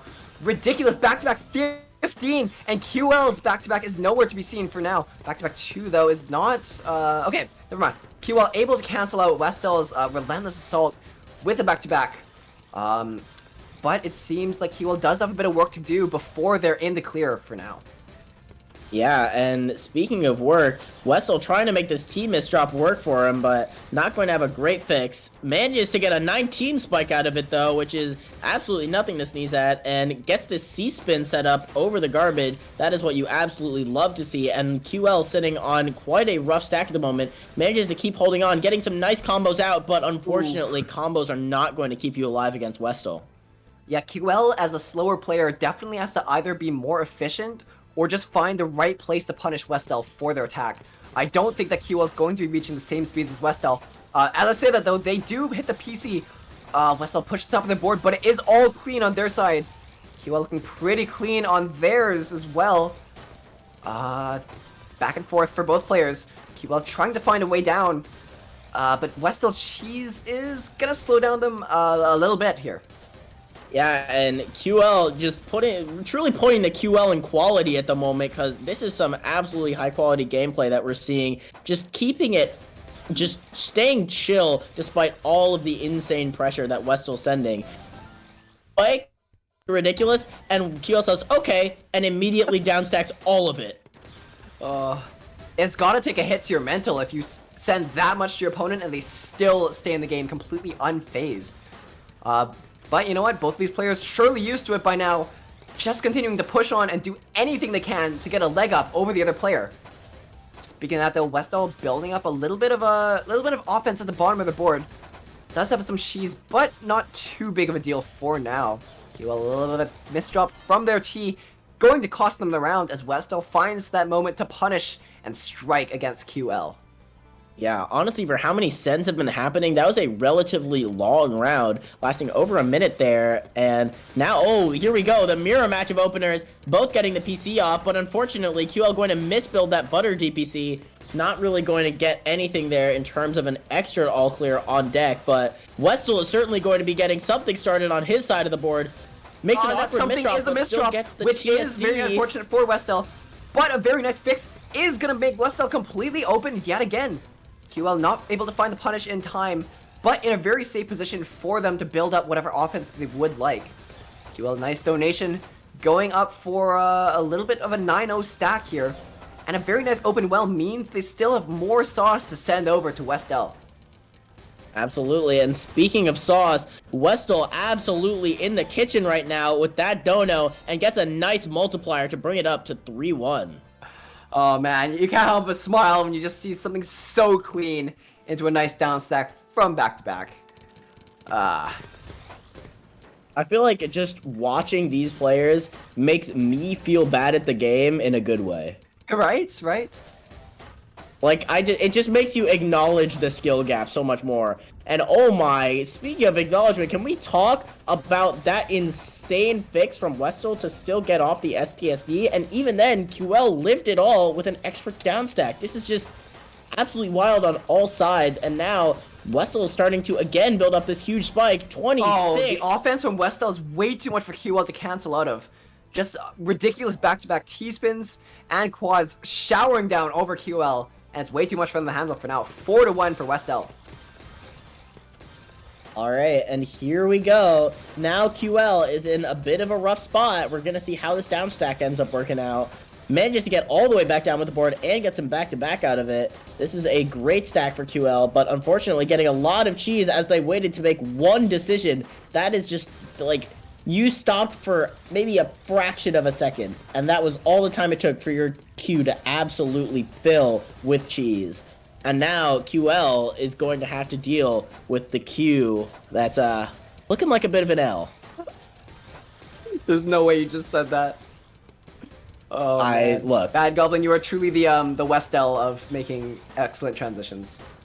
So true, and to speaking of transition back to excellent the game, transition, yeah, let's transition back to back here as Westall's getting an absolutely wild spike and still maintaining this back to back in the process, opts for the TSS and then sets up the STMB cave on that 3-wide gap. That is great awareness there. Sort of building up a little bit of an STSD thing, but unfortunately going to have to break back to back eventually. Left at the very top of the board, and QL is left with 11 back to back to try and finish him off. Not going to be able to do that though. Westall's insane burst speed coming in clutch here. 4.5 PPS in the mid game is wild, but that is Westall for you, a wild player indeed. On the other hand, I have to shout out how Westall was able to survive ridiculous amounts of misdrops simply by using their speed and some intelligence down stacks to remain in the game. QL does have the upper hand with the positioning right now, but Westall's definitely not getting left behind in the offensive category either, sending a very nice attack of their own over the QL. TST tower from Westall. Oh. Alright, never mind, it's fine. No, it's a TST tower! Yeah, oh my 16 god! What is going on, QL's still Westall? alive and kicking. Misdrop on QL's board is not great for them, but Westall's, I don't even know what's going on the board. I don't know if they can fix this one. QL needs oh, they do get the punish off. QL has the punish, noticing the Westall's a little bit too messed up to creatively downstack their way out of. Westall got off 2 T-spin triple towers and still didn't take the round. That's wild. And speaking of wild, this is a wild DPC we're seeing. Again, the Jigsaw Versus coming in clutch. This is a great second, but unfortunately, QL going to be slightly slow on the draw there. Not going to get that PC off and be able to continue to loop. And now Westall is making his way down stack, walking fast, places fast, and he's homebound down to row 0. And here we go, back into this 9-0, and he has got a great back-to-back chain going and able to finish off that round, bringing it up to 5-2. Yeah, Westall did have a couple of misdrops there on the offense, but they definitely didn't let that slow him down, just strided through it, built it back up again, and continued on to push QL to the top. Ooh, but speaking of top, though, QL kind of topping off the spike with a nice STSD find and converts that STSD find into a TST, and Westall's got way too many misdrops to be able to account for pressure like that. Yeah, QL is definitely showing that Westall is not the only one that can send real fast here. Bursting out a Very nice attack there. Yeah, and as Westall sort of begins to maybe run a little low on steam here, it is QL's time to shine, but Westall saying, I am far from down and out yet with that 20 spike into the TSS to finish it off. 6-3. It's still not are we gonna too much see of it? a lead for QL Place to your come bets, back from, chat. though. 6-3 on 6-3? Oh, Decide true. now. Nope, it's opener QL gaming. going for a Gamushiro stack here. Seems to wait for the accept here. Oh, no! This is the Had PC. the quad Very unfortunate. PC. Oh no, That's QL so had it, but the unfortunate. T-piece misdrop is brutal. Westall immediately capitalizing on that and sending a big spike over to their board. That is so rough for QL. Had that awareness to accept the exact amount of line needed so that they could solve the PC and then get a more damaging send with the quad, but it just didn't matter due to that misdrop. It all disappeared in just a flash. And now, in another flash, they are on the defensive and down 7-3 in this set. Yeah, QL does have the worst board in the moment, but doing the best to cancel. Westall putting on the offensive. QL's trying so hard to downstack, but it doesn't seem like they're gonna. Oh, it doesn't seem like they're gonna get this one off for this round. Westall's going 8-3. Yeah, QL's downstack is definitely not shabby at all, but just the most minuscule of misdrops can spell disaster for players. We've seen multiple times. And we're seeing that right now. Both players misdrop in the opener, and now QL going to be left in a significantly better position, but Westall did get the all clear off at least, so that's going to leave a lot of clean garbage being thrown into the mix as Westall skims out to open up that well real fast, making some interesting sort of donated skims almost, and that's going to cost him the round as QL is not going to let that slide. Brings it up to 8-4. Still a big gap, but far from impossible. Vince in the Tetr chat said, "What the hell, Westall?" That's so real. Even Vince knows that Westall's ridiculous. Oh my god, it's being ridiculous. The this quad PC PC from Westall is disgusting. 5.7 PPS. Oh my god. QL holding on to life. QL actually stopped playing for a moment there, accepted death in the face of that monstrous blitz, but has now a new lease on life. And Vince is left speechless in the chat, and I am left speechless in the booth. Oh my god, what a find and what a fix from QL. And now, Westall's still going to take the round with that insane back-to-back There's find. absolutely no way Westall got away with that. I saw that they made the STSC, but had that one block that would have prevented it, able to stride for it and get it off regardless, sending it over to QL. Man.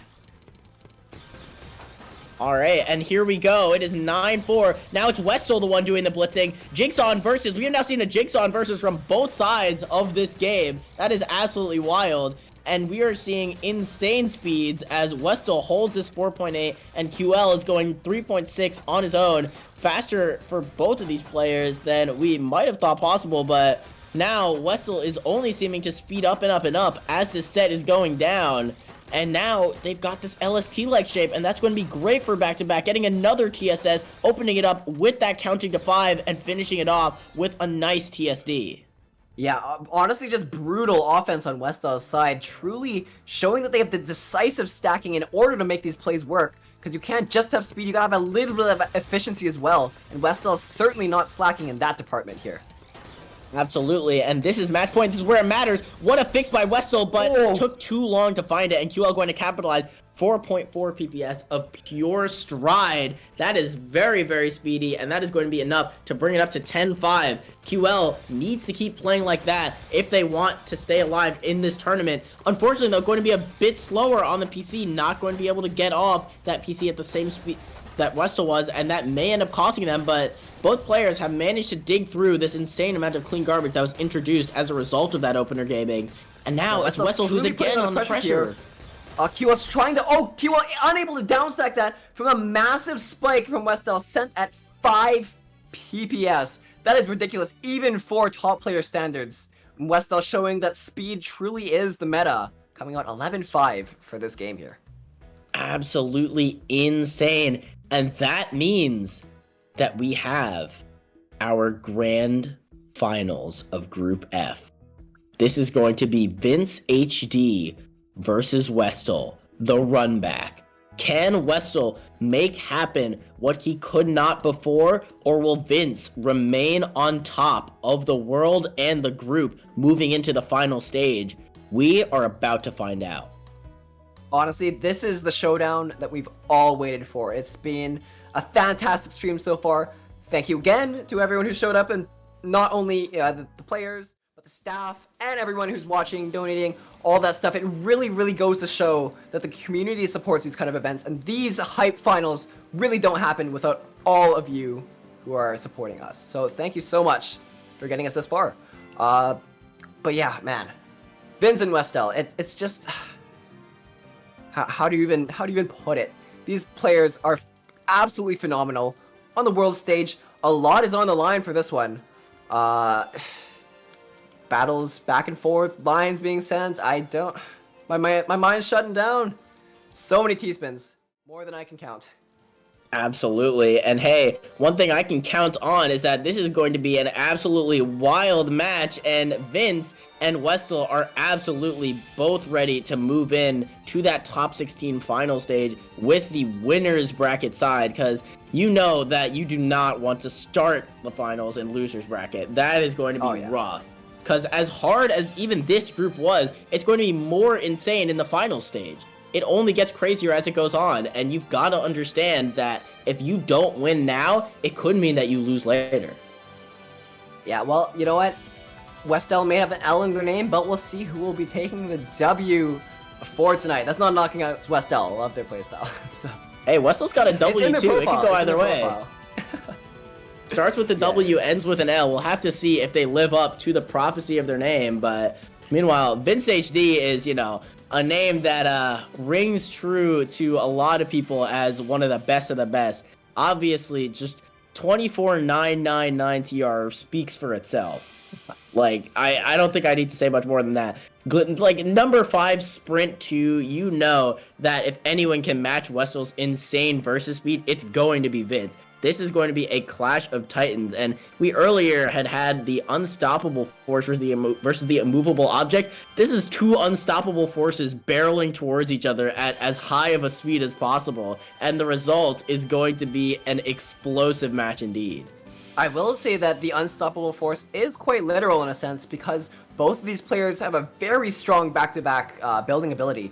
So we'll just kind of see, is one player going to come out with back-to-back, or is one player going to misdrop more, or is, I don't know, someone could be faster. There's a lot of variation that can come out from this game, you know. The board may only be 10 blocks wide, but there's really a lot of stuff you can do with said blocks, and there's a lot of variation in playstyles. So that's a lot deeper than you might expect from this kind of game. Absolutely, and we're going to be getting into our warm-up in just a moment here. Just an important reminder that Westel is seated above Vince, so, I mean, this is an upset if Vince takes it, but we know that he can. Alright, let's see if they do decide to do warm-up. Okay, Vince is asking for a warm-up. Alright, warm-ups are for winners. Big Tetr announcement for the Group F Grand Finals. Thank you, Osk. But yeah, I am honestly super excited to see what these players have got for us in store today. I am so stoked, and we're going to be getting into our warm-up momentarily here. This is Vince HD versus Westel, your World Championship Grand Finals Group F. And here we go. Starting off immediately, we've got both players sending huge amounts of lines. Vince HD stacking up that Imperial Cross into this sort of pseudo core wide multiplier. 32 spike off the rip. Oh my god. Can Westel cancel out of this? Oh, they can't. They could not. Okay. Vince decisively taking that warm up right there. That was pretty ridiculous. I really love the M-Cross setups on Vince's board. I did notice that Vince didn't fully rotate the T on one of the M-Crosses, but it was open up later, so I'm curious if that was actually a planned thing or just kind of worked out in their favor. Yeah, well, either way, it is clearly working. Vince is doing something right to take a game off Westel, and we know that he can take more than that, and we're going to find out just how much he can take in this upcoming set. Remember that Westel has the Herculean task of not only beating Vince once, but twice, because you've got to get that bracket reset and then get another set. So yeah, although, I mean, I do think that Westel does have the time to kind of, you know, reevaluate what's going on with the game, because they've already lost to Vince. So it could be, you know, their time to think about what to do and adapt the strategy a bit. All right, going into the game Absolutely. here. Westel starting to build up with a nice LST here. Back-to-back 3, 4, but breaks it due to Vince's pressure here. Vince, on the other hand, though, nice down stack combo sent over to Westel. Westel trying to find a little bit of a spike here. Vince needs this down stack combo to hit. They want to cancel. Cancel they do, continuing to stay in the game here. Yeah, Vince hanging on by a thread on several of those down stacks against Westel's pressure, but now Westel's the stack double kind of misdrop getting from the Vince. better of him. Oh, but it doesn't matter. Okay. Yeah. That was close. That was some simultaneous misdrop mayhem right there, and Vince, fortunately, the one who had the garbage out of his queue when that happened, and there we go. Vince doing a bit of a late start there. It might have been a bit laggy for him, but either way, going to be left with a lot of incoming garbage and not a lot of options, but that 11 combo is going to do wonders for survival, and now both players are sitting on a ton of clean.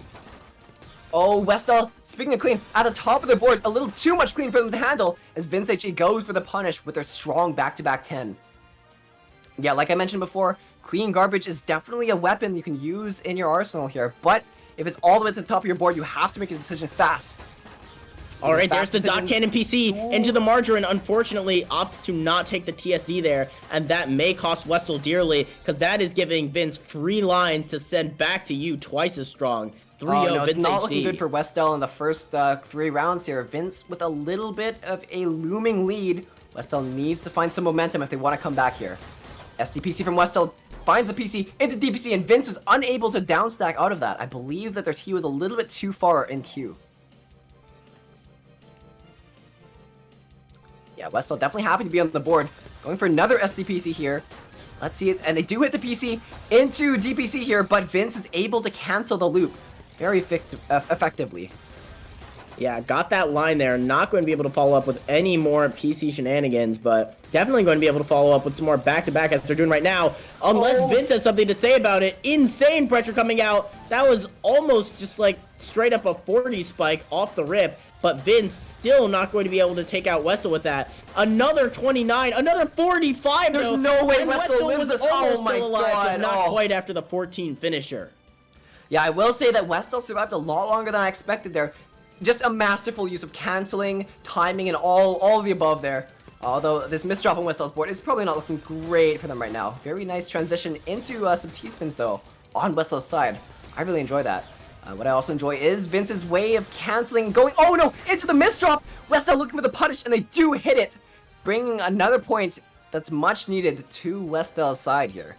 Yeah, in some earlier sets, we saw that people could get away with maybe 1 or 2 mistakes if they downstack fast enough. Not here. Every single Mino counts. And if you make a single mistake like Vince just did, that is all they're going to need. Wait, a crazy combo from Vince may prove me wrong almost immediately, though, because Westel is going to need more DPCs than that. Although, more DPCs he does have, and at 5.5 PPS. So that's going to be enough to bring it up to 4-3. And what was a huge lead is now an almost even game. Oh, PC's coming from both players. Westel going for the DPC here, seeing if they can find the rest, but they can't quite get the downstack in time as Vincent Teach pushes them right to the top here. Oh, Westel's trying to open up here. They do have the well, but Vince's back-to-back 11 is looking extremely scary for Westel, who's trying to find a little bit of cancel in order to combat Vince's looming offense. Double Speaking quad of though, this, and Vince makes some misdrops. Oh. That's all he needs. 4-4. Westel has tied it up. Vince is looking a lot shakier than before. You've got to wonder if the nerves are finally starting to get to him now that Westel has flipped the script on this momentum and has finally taken, oh my god, I was going to say 3 rounds in a row, but it looks like it's going to be no more after some very rough misdrops Oh my from god, Westel. huge fractal from Vince HG, clearing out the round for them. I noticed that Vince they didn't take the T-spin double and went for a T-spin single to set up for even more back-to-back. Ooh, Westel Okay, waiting Vince there, going for a clearly very trying nice to build up downstack. some back-to-back. Yeah, the 22 spikes from Vince, back-to-back and back. A lot of spikes coming out from both players, but Vince's misdrops again are spelling disaster. And Westel finally ties up the game with Vince. Also, I'd like to point out Vince is currently in the Twitch chat as Oh, yeah, that's he is true, playing the that's set. Shoutouts. Oh my, Japanese TKI into die. streaming. Shoutouts. Yo, Die streaming, we love that guy. That's going to be 5-6. Westall taking the lead, and maybe Vince needs to stop looking at the stream and start looking at a way back into this match, because Westall has been on a tear recently. Yeah, it's definitely sending a message over to Vince. You know, I'm Westall. I'm someone you got to take seriously in this game, and I'm gonna send you everything I've got for this. But yeah, speaking of that, 4.4 PPS from Westall is not going to be enough to cancel out Vince, or is it? Oh no, that's way too much garbage. The bar is completely red on Westall's side, and Vince ties up the game. All right, and here we go, tied up once more. Neither player able to get a huge lead over the other, and now we're seeing again this TKI from Vince into another TST, getting started on some huge clean garbage early, but again, Vince just misdropping more than we've seen so far. Westall, though, making some misdrops of his own. You can tell both of these players are absolutely feeling the heat of what this match means, and Westall seems to be dealing with it so well so far, actually, making some great fixes that converted super cleanly into some back-to-back, and that is going to allow him to take the lead back once more, 7-6 Westall.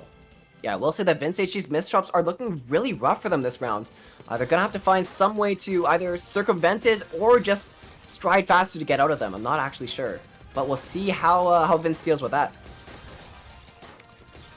Speaking of Vince, though, Vince is pushed up to the top of the board, but a lot of attack sent over to Westall means it's going to be a back-and-forth game until Westall misdrops here. Oh, they need the cancel, but they're not able to find it in time, and Vince HT tying it up yet again. They are neck and neck, folks. It is a close game here for our grand finals. Westall really needs this, though. This is as good as it gets for either player. Vin's going to get that TKI PC, but that's going to introduce so much clean to Westall's board. The TST tower coming out. Oh Vince my does not have a God. response, and that's going to be it. Westall takes back the lead, 8-7. Absolutely ridiculous play from Westall. You need a lot of confidence to pull off a TST tower in that situation, but they do have the chops for it, and they're showing it off right now. And here we go again. Westall starting to build up a lot of back-to-back ×5 already, but Vince has so much clean garbage. Just needs the speed to access it, and access it he will. Gets that 25 strike multiplier, becomes 31. A huge down tech for sure, but Westall not out of it yet. That eye misdrop, though, unfortunately going to change that up, and it is 8-8.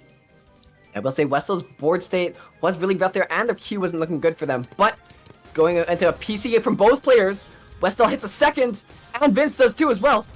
Third from Westall, and Vince is the one receiving the garbage, unable to continue PCing. Like Westall, going into Jigsaw. One line of garbage is going to stop Westall's PC onslaught, but it seems like both players do have a lot more to say. Westall, I saw that Finn. Why? That was so unnecessary. That was so not even close to the cleanest option. Doing it for the fans. Shout outs to the fans, shout outs to the folks at home, the Westall fan club in the flesh, and they are going to be eating good tonight, seeing how well Westall is playing against one of the best in the world, absolutely holding his own, and it is tied up 8-8 right now, but neither player wants that scoreline to stay, and we're going to see who can do it first, as Westall sends over a 20 spike, another 5, builds up this back-to-back, ×5 almost instantly, and that is 200 APM in the mid-game. Ridiculous stat line for Westall, and that's what you need to bring it up to 9-8. Yeah, Vince was hungry for lions, but Westall really bought the buffet over. A little bit too much for Vince to eat right there. Alright, Westall, big ass misdrop, and Vince HD goes for the immediate punish. Literally, beginning of the game, I can't even count how many one times minor misdrop, instant death. Okay, both players stacking up yet again. Westall, big C-spin sent over to Vince, but it's all clean in an I-know stack for Vince HD to capitalize on here. Alright, and Westall is... Oh, I was about to say Westall's sitting pretty, and then I saw that what Vince was cooking up, but right as I say that, Westall responds in kind with a huge amount of pressure, and this is just 200 APM back and forth. Westall brings it to 10-9. Vince needs to bring it to deuce. We will get into first 2 twos then, but unfortunately, that's going to require getting that game first. Vince not going to find the solve on that gray system, and now Westall's in the DPC zone. Vince cannot let this happen. This could spell demise, and Vince going to actually luck out there as Westall made an unfortunate misdrop that really just took him out of the loop, quite literally. And super unfortunate. Westall had a lot of pressure, but as soon as that loop broke, it went straight back to an even game between both players. Although Westall seems to be coming on top with a back-to-back 11. Vince pushed the top of his board, trying his best to get out. Westall unable to keep up the pressure, unfortunately, and Vince pushing Westel to the top of the board. A lot of cheese for Westel to dig through, but they dig through masterfully, and both players are even yet again. Oh, but Vince covers as well, and that could be what Westel needs. Still finds a down stack, manages to open it up with a 6 combo, waited a bit to accept some of that clean garbage to be ready to cancel with, and now Vince has got this sort of 3-wide setup, manages to combo it down into the quad all the way down. Westel was unequipped to handle it, and it is a deuce. 10-10. It is now win by 2. Absolutely insane. Both of these players have to be stressed out beyond belief right now, but they're not letting it show. Westel going for the dot cannon, sending over multiple T-spins to Vince, although Vince has a lot of cancel in order to counteract that. Oh, Westel has this sort of fractal setup, but Vince, unfortunately, not going to have anything ready to cancel with, but responds in kind with a huge counter spike, and Westel was unequipped to handle that one. Vince honestly could have been going for PC there. You saw that he ended with that only eyepiece missing Quadwell, but that is going to be 11-10 nonetheless, and now it is Westel who crucially needs this game.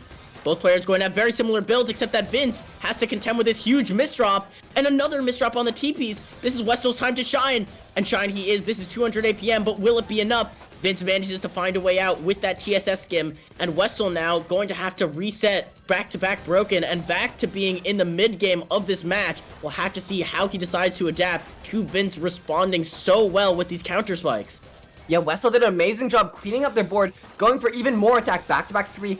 Westel does have the slight advantage for the back-to-back, building up a T-spin triple. Oh my god, there's no way. Westel goes for a huge T-spin and ties up the game, removing Vince's advantage. Back to deuce here, 11-11. Vince complaining in chat about his hand, and that is so real given this set. You know they are absolutely schmooving at all moments. Oh my god, but this is not going to be nearly as long of a round as Vince manages to get the PC win there, the opener gaming, and that's exactly what you need, especially if you're weak on stamina. But will he be able to maintain it? Or will Westel bring it back to deuce? Yeah, we'll see what they're bringing to the table. Both players. Oh, Westel needs to downside out of this. This is ridiculous. The misdrops are huge on Westel's board. Vince putting on the pressure, and Westel can't handle it. Vince taking the grand finals for the Tetr World Championship Group F. Fantastic games from both players, but Vince proving that he is the dominant one for this bracket. Oh my god. Absolutely insane sets. I was wumbo with those ties. That was crazy. They went back and forth for so long, we had to shrink the stat screen at the end. That is ridiculous. Oh my god. Truly a game for both players to be immensely proud of, though. Honestly, Vince HD does come up on top in the end, but Westel put a hell of a fight into there. Fantastic show from both players. Wow, that was like astounding. Oh and my! That was the group stage, God. so stay tuned for the even more insane matches coming up next week. Oh yeah, my! It's like you watch all of that, and it was only the trailer for the actual movie that's coming to theaters. That was insane. Exactly. Absolutely ridiculous stuff all around. We saw some banger matches both in and out of our finals. We saw some amazing showings, some great upsets, and most importantly, some absolutely peak gameplay from the best of the best, the upper echelon of Tetrio gameplay. And we have proven that Vince HD can do it with the best of them. That said, no one here should be disappointed with how they did. Everyone had an absolutely insane showing, and especially players like Westel, who played so well and having improved in such a short time.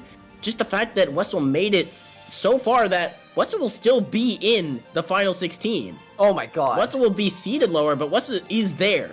So look out for that. This is a match that you could see a run back of later if the cards end up the way they are, but Vince manages to hold strong. If we do see the run back, Westel is going to be out for blood against Vince.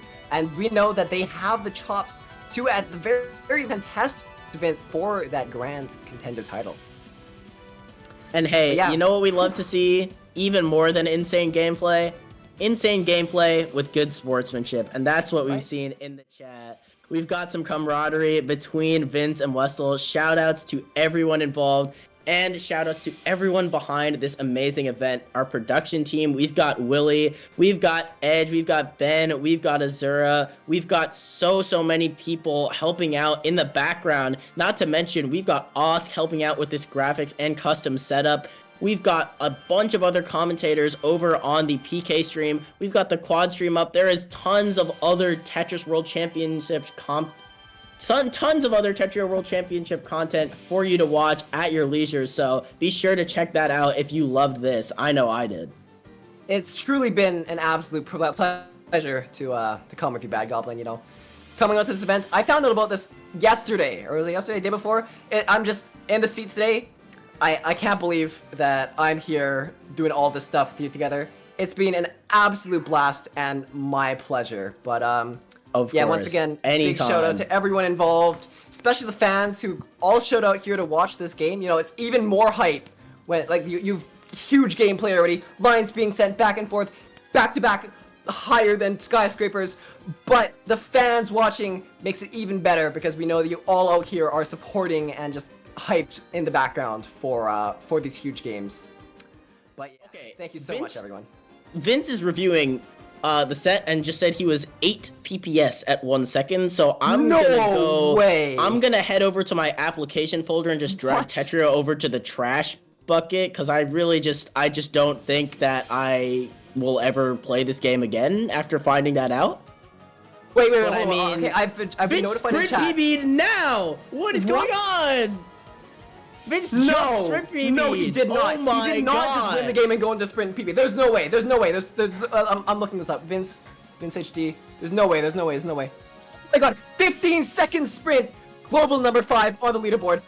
Vince HD claps Westel in the grand finals. Goes into 40 lines like an absolute madman and just PBs. What? You can't make this up, chat. This is absolutely insane. Back for Vince HD. Yeah, can we get production? Can we get this on screen? Can we watch this? Oh my god. It won't take very long. It won't take long. Yeah, let's watch it.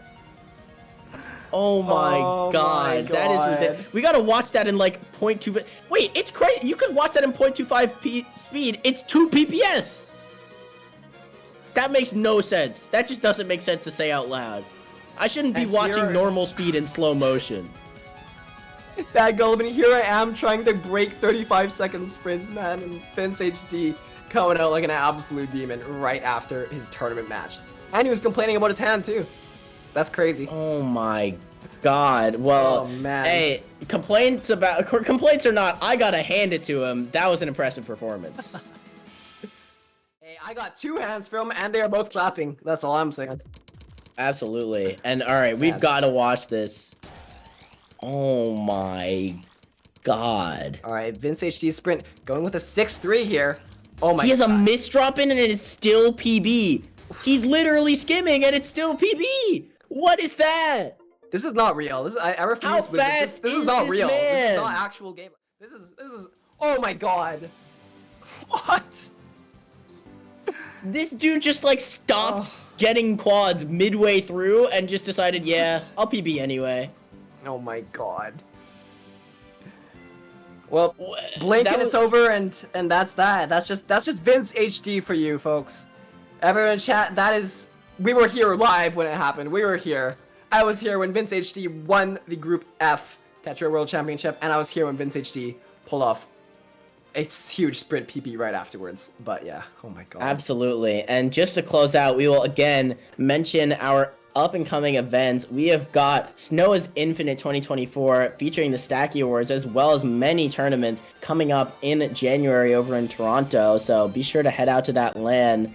We, of course, are going to have the Absolute Showdown coming in from Team TSD, their final event, and that is going to be an absolute monster, so be sure to register for that, and be sure to catch the documentary if and only if that donation goal is met. So ooh, donations, seeing a lot of those today, both on the board and in the match arena.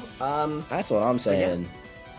And of course, if you would like some banger merch while supporting this insanity of a stream, then you can, of course, head over to the exclamation point prize pool and pick up a t-shirt. You can pick up some keychains, or you can pick up a mouse pad with the very own preview art for this tournament. You can see Vince on your mouse pad having just gotten a 15-second sprint. Disclaimer, sprint not included. But, you know, yeah. Yeah, results may vary. It may or may not allow exactly. you to get a 15-second sprint. We can't really speak to it either way. But with it that, has been an absolute 5 million blast commentating with you, and this was out of this world. This was absolutely everything I could have hoped for and more in terms of what Tetris World Championships and what Tetrio World Championships can be. And it was the group stage. We'll be back next week with even more insane matches, so stay tuned for that. Absolutely, yeah. I don't know. I feel like I've come quite a long way from last year, Tetra Cup 12, coming with you, Bad Goblin, but super glad to be back again in the saddle with the biggest Tetrio tournament of all time, and I really hope to see all you in chat yet again for the next time we're on. And hey, remember when I said we'll be back next week? That was misinformation on the internet. It's tomorrow. Be there. Yes. There's going to be more groups tomorrow. So come back over to Team TSD and PK to catch more of the Tetrio World Championship. I'm Bad Goblin. I'm Cowbell, and we are signing out. Thank you so much again for watching. Catch you in the next one.